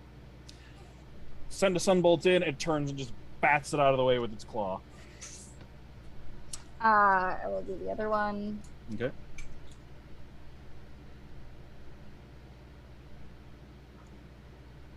That one does not hit. Okay. So just, yeah, you're off put. This thing. Yeah, I is, rolled blessed. You're off put. This thing is horrifying. It's like a weird lobster centaur Cthulhu monster. She does not want to be fighting. It's us. pretty cool. I Mhm. bitch. Okay, that'll bring us back at the top of Monty. It's right next to you. Do I take psychic damage for that? No. Okay. Anchor attack. Okay, so yeah, it missed. You just. I think we took psychic damage from your joke. But... Yeah. 17 plus 8. Absolutely. Boom. Max damage 8 plus 7 for the bludgeoning. 15. Nice. Then 2 lightning. Okay. This thing has taken a lot of damage from Monty. And then the tentacle. Yeah, the tentacle like reaches down. Yeah, the tentacle's Can got you 10, move the... It's got 10 foot reach. Okay, yeah, it just like slaps down through the hole. Yep. Roll blast. Nice. 16. That just hits. Oh, You found its AC. I found it right in the AC. 7 cold. Okay, so that is reduced to 3 because it is resistant. Yep, and its speed is reduced by 10 until start of my next turn again. Okay. I'll also tell you it is not resistant to cold damage. It is resistant to damage originating from Ditema. That's poopy. I don't That's like why that. you're. I don't like But your that. but your Crimson Right is not. Which is Also, why all that's my, doing full also damage. it'd be resistant to all of my warlock stuff. Yes, My it's Eldritch resistant Blast to your and warlock That's stuff, cool. Okay. but it's not resistant to your Bloodhunter stuff. your Bloodhunter stuff. Hence the Get whole fucked, crab. curse part of your First, yeah. yeah, Get fucked, yeah. crab. Get fucked, Yep. crab. The whole point of that. Yeah, there's a mechanical And I'm gonna get. bonus. I'm already within 5 feet of it. I'm just gonna get closer. I know you can't, but just like thematically. You're just getting up in its flavor-wise, face. get closer, yeah. All right. Okay, that'll bring it to Princess's turn. All right. Seeing that this motherfucker went in the hole to get away from me, is like, not so fast, motherfucker. And Fitz will run up and like jump on top of the crab, like down the hole on top of the crab. Okay. Oh boy. Attack with field cutter. All right, go ahead, make the attack. I will give you advantage for that, for just like landing on it. Oh yeah, surprise, motherfucker. Okay. Some- Natural 20. Yay. Okay. Nice. Yes. Some fries, motherfucker. Yeah. Surprise. Look at that's the 1d6. Rude dice, motherfucker. That's 6 Oh, damage. So good. Hard eyes, motherfucker. Yes. That's sorry, yeah, what I said. Yeah, that's 6 damage. And Was that with the crit? Crit? Oh no, crit. That's double damage, right? So Yep. that would be Whatever's on the dice is doubled. Yeah. okay. Whatever's on the dice is doubled, so that's 9 damage. Okay. Yeah. So Then Come through and bonus just action. sink it into its back. Yeah, the bonus action 2-weapon fighting. The other end Okay. with field cutter. Go ahead. Do I roll to hit that or just? Yeah, you again? still roll to Yeah. hit for the Yeah, second. yeah. You just don't roll the modifier. You just That's don't- yeah, that's a 16 to hit. That just hits. Okay, excellent. And then just the dice for this one. No Okay, modifier. so that's No modifier. that's 8 damage. Isn't it a D6? D6? Is Is this not a D6? Yeah, you just don't add to. You don't add to it. Yeah, you don't I add don't the. add. Okay, I don't yeah. add the modifier. Then it's 5. Okay, that's yeah. All right. All right. So you land on its back, sink the one blade into it as it like flails around to try and swing, like bat you off of it. You hop off one side and then swing out with the other end and like catch it just in the shoulder joint.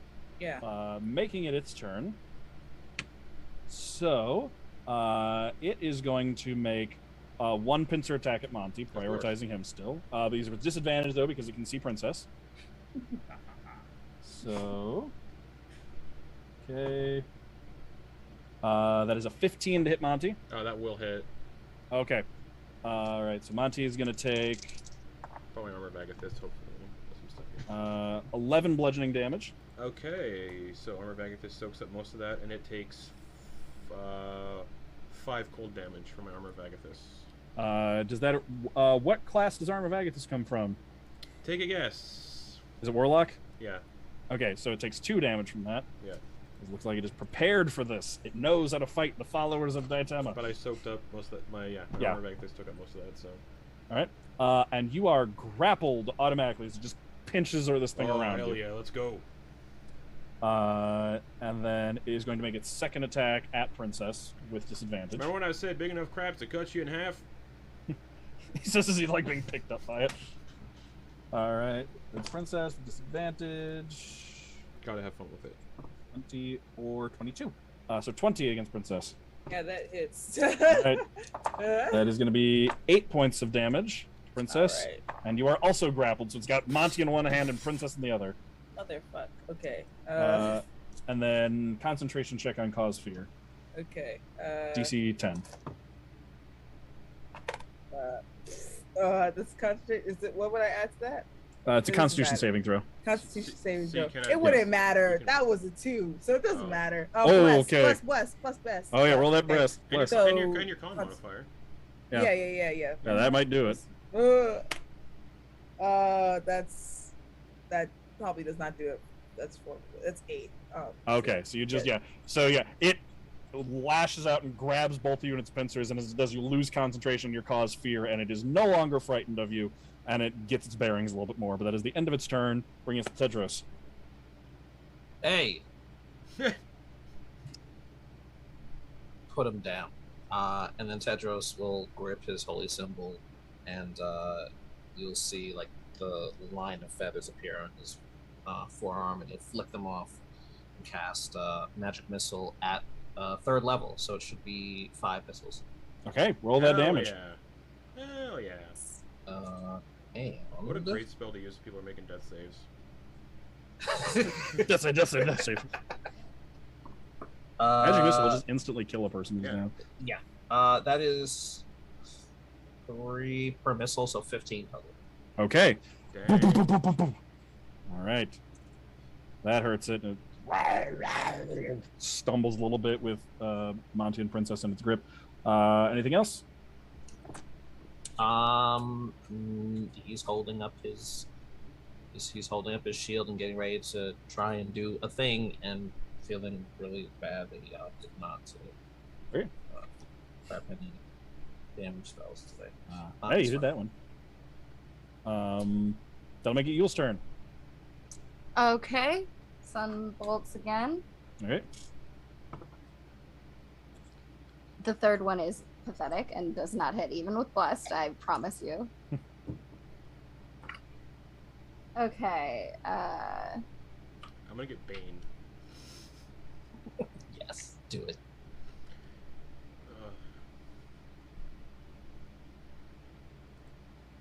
Now, okay, have I been doing this wrong? I add my dex Dex For and some- proficiency. and Yeah, it should be calculated for you on your character sheet. Yeah, it should say right there for like Radiant Sunbolt, Yeah. like what your bonus is right next to it. it says Yeah, use the +5. okay. So okay. Okay, I've been okay.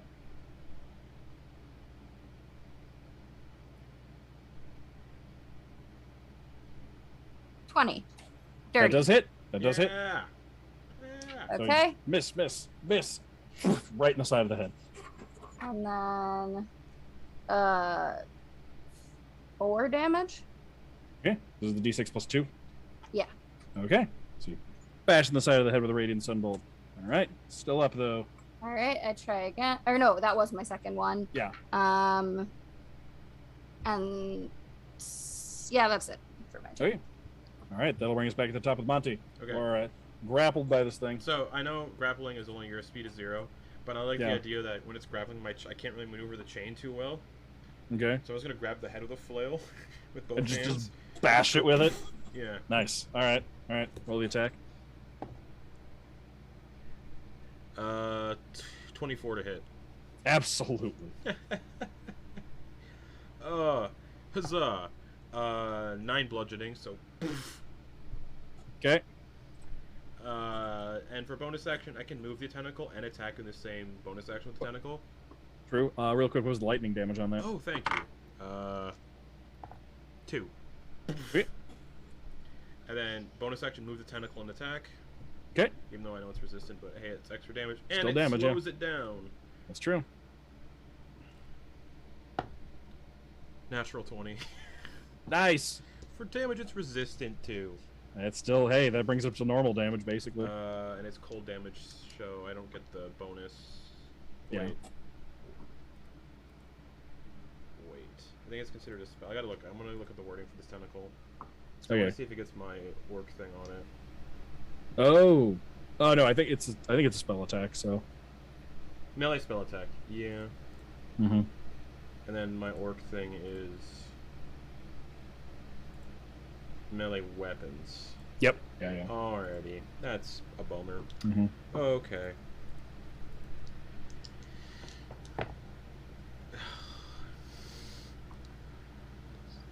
Ten cold damage, so reduced to 5. So good. All right. And speed again, reduced to 10, reduced by 10 feet Yep. to start my next turn. So just All right. whack, and then tentacle. Yep. Yeah, just like tentacle like lashes out and wraps around its throat and like crushes it a little bit. Yeah.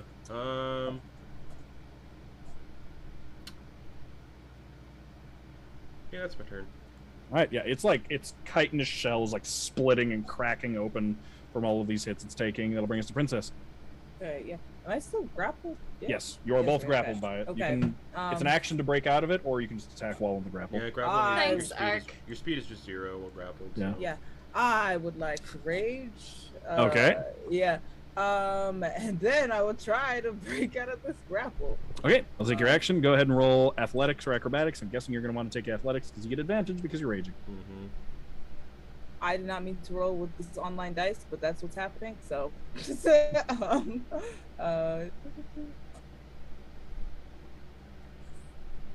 you said athletics or It's athletics or acrobatics. yeah.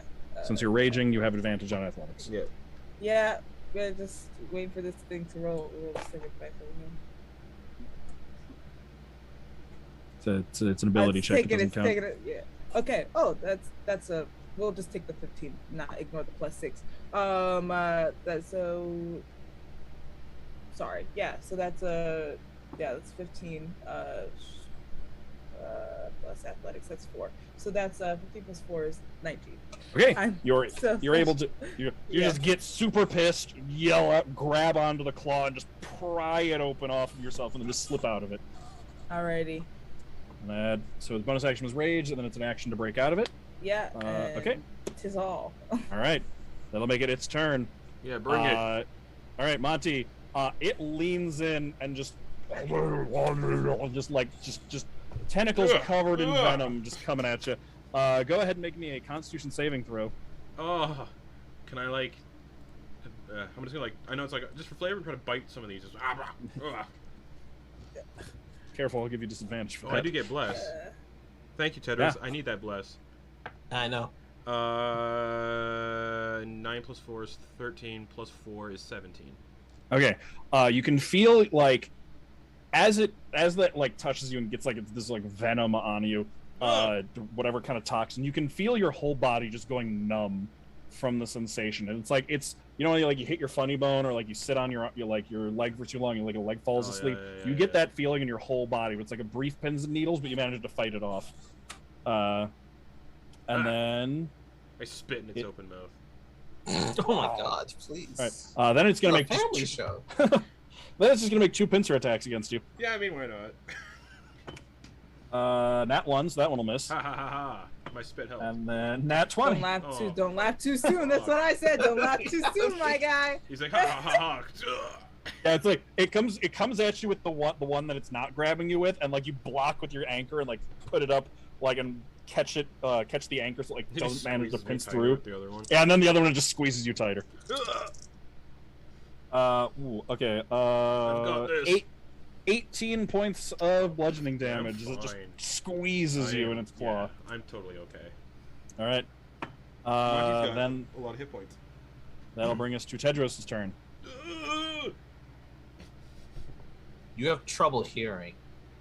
Let's see if you can hear this. And then he pulls some energy off of the holy symbol, and rings the bell again. And he casts Toll. Yes. Nice. All right, wisdom save. DC is it's 14.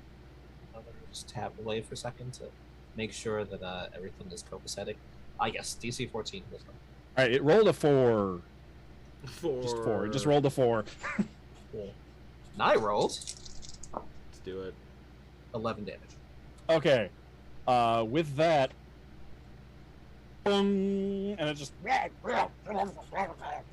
like drops Monty and just starts flailing and skidding around, bashing into the walls and like shaking its head like it's trying to get the sound out of its head before it just like twitches and shakes, then just purple goo comes out of where its ears would be, and then just starts dripping out of its like eyes and nose and mouth, and then it just slumps over onto the ground, dead. You can hear. Good.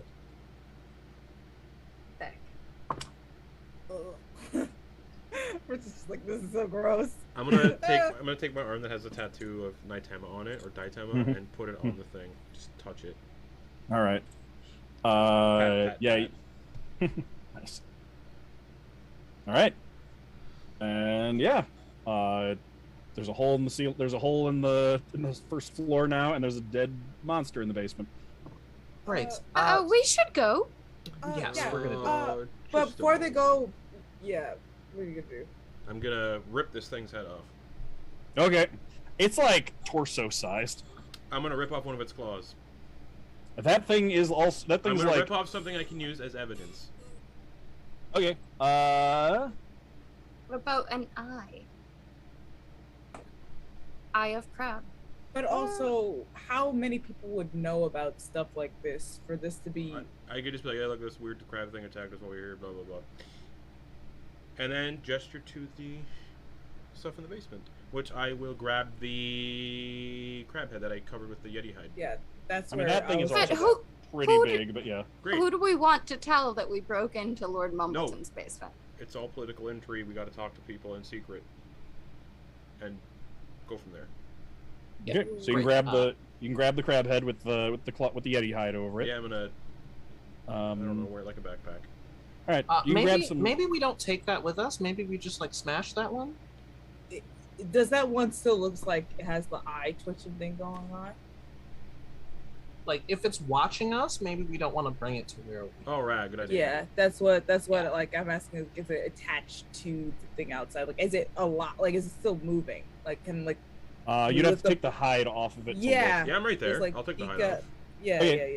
yeah. Yeah, you can see like the eyes were open and then they shut very quickly as soon as you take the hide off I'm gonna of it. grab both eyes Okay. and just.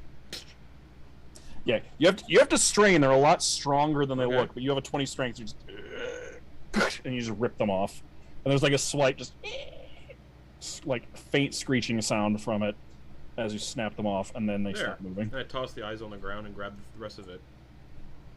And you said that the crab was kind of centaurian, but it's different than the shape that was in the water, right? Yes.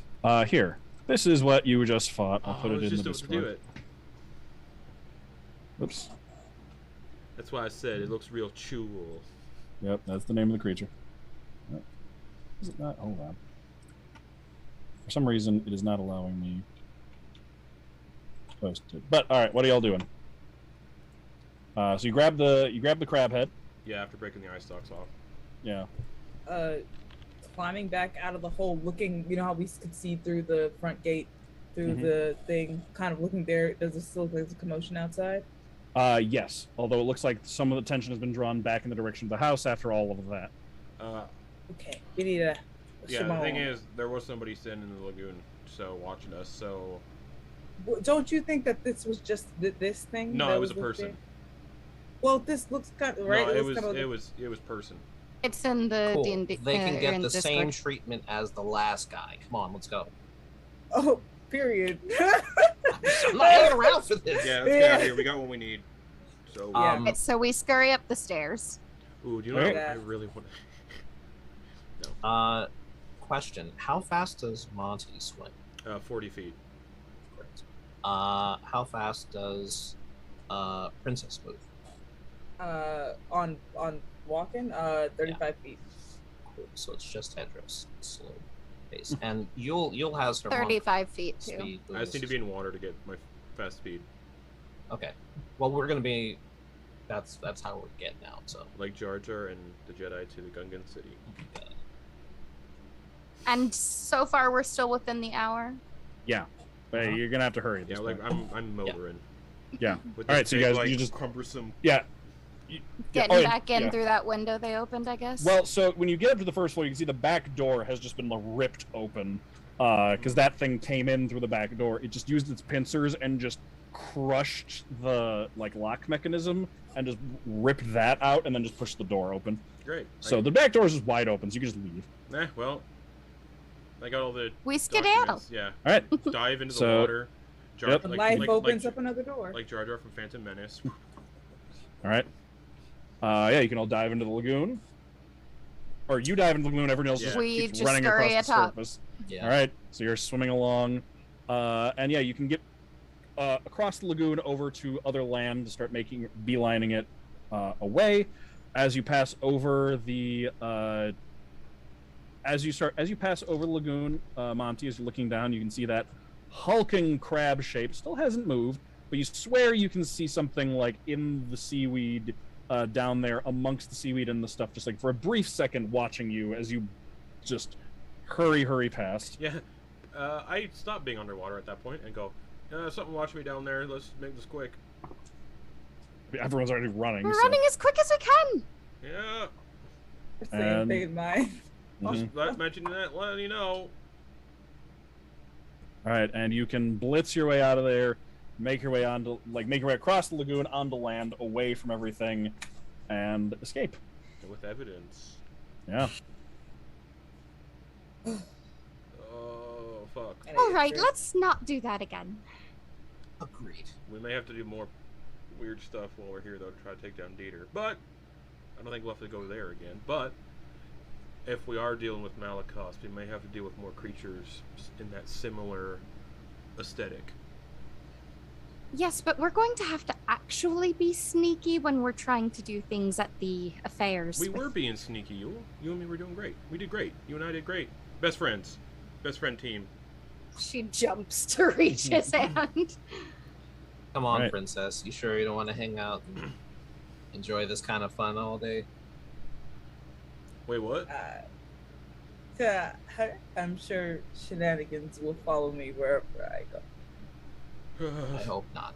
I hope it's as uneventful as possible, even though I know. Not likely.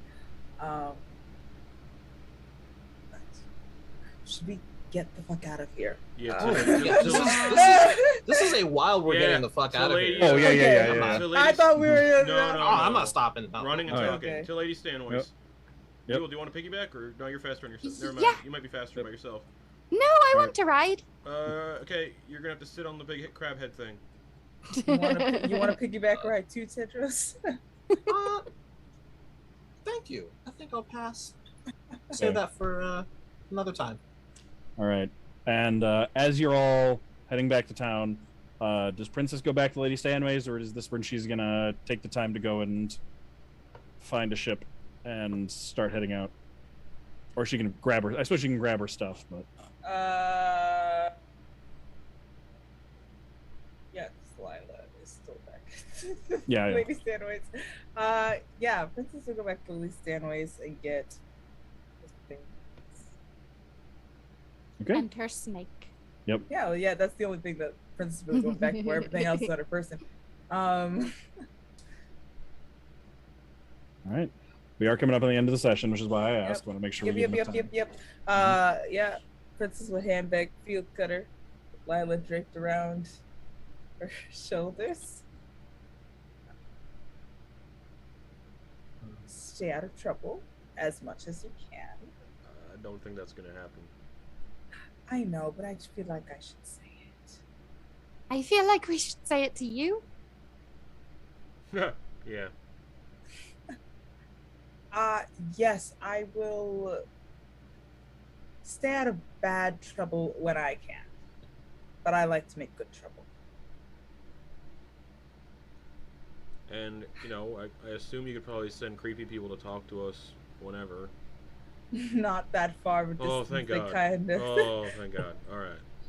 They're not creepy. It's not nice to talk to, you know, Fine. by people like that. You know. Temporary. Jessica was is a very polite young girl. You know, it's not creepy. It's just a little unnerving hearing that in the dark out of nowhere. Yes, the crabs were also equally unnerving. We're both a bit odd. Yeah.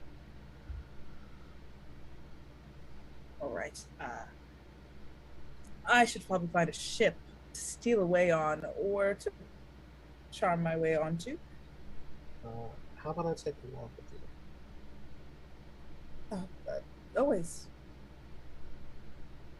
Princess will give Yule a hug, and She hugs her and is like clearly like quietly crying.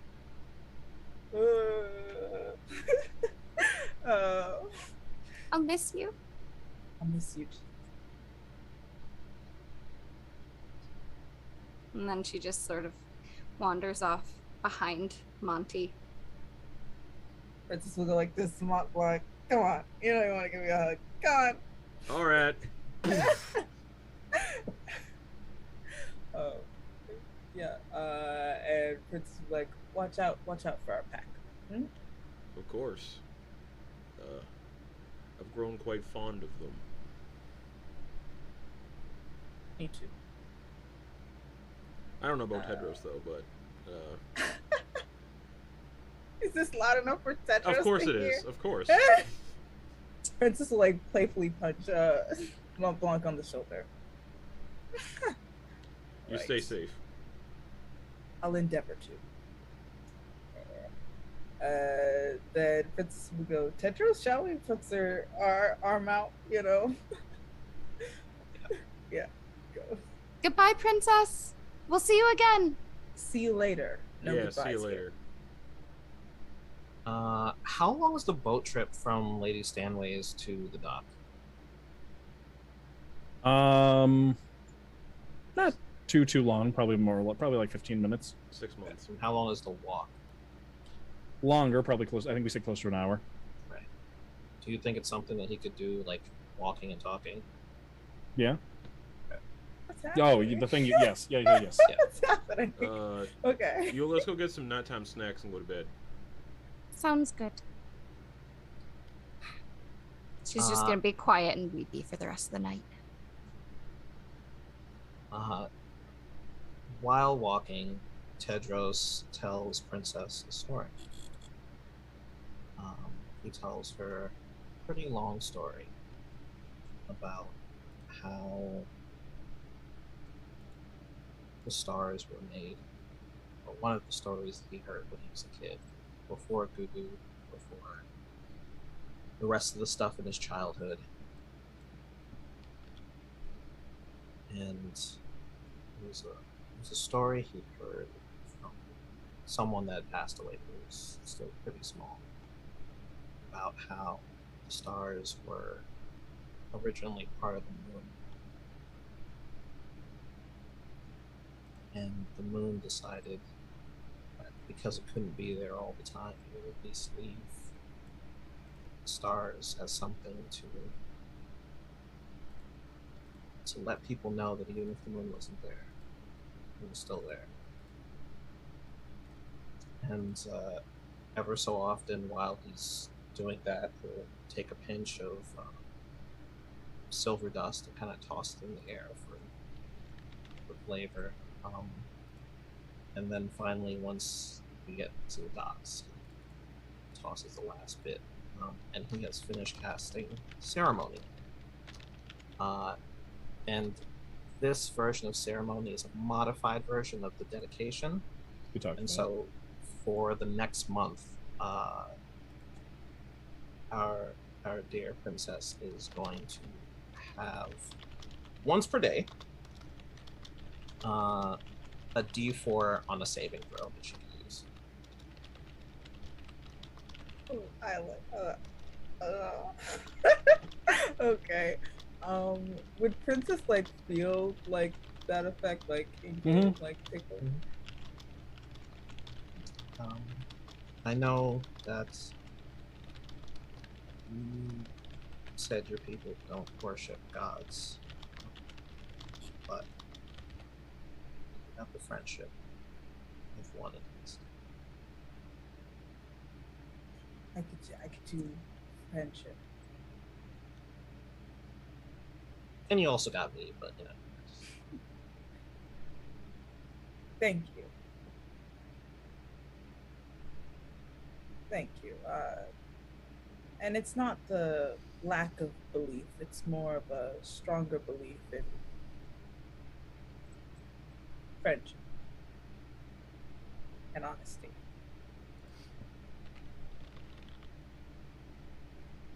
I'm very glad we made friends. I am too. I know Montblanc likes to rib you, but you know, don't let him die, even when he's being Montblanc. He's not going anywhere anytime soon. Good. And Princess will hand Tedros letters. I'll send what these letters say later to y'all. Yes, they're dressed. I know you can read, so. Right. And Princess will put on her big old hat to it, head off towards the docks. Okay. He'll give her a little bow. And he will start that walk back to Lady Stanway's.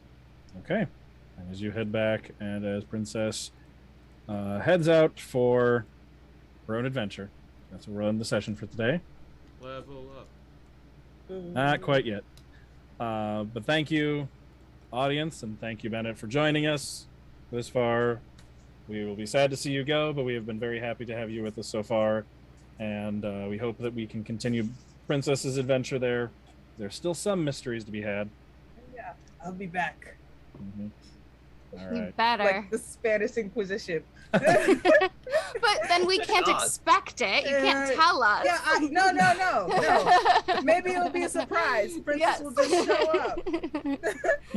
Sam will just message me. I'm like, hey, you want to surprise some people?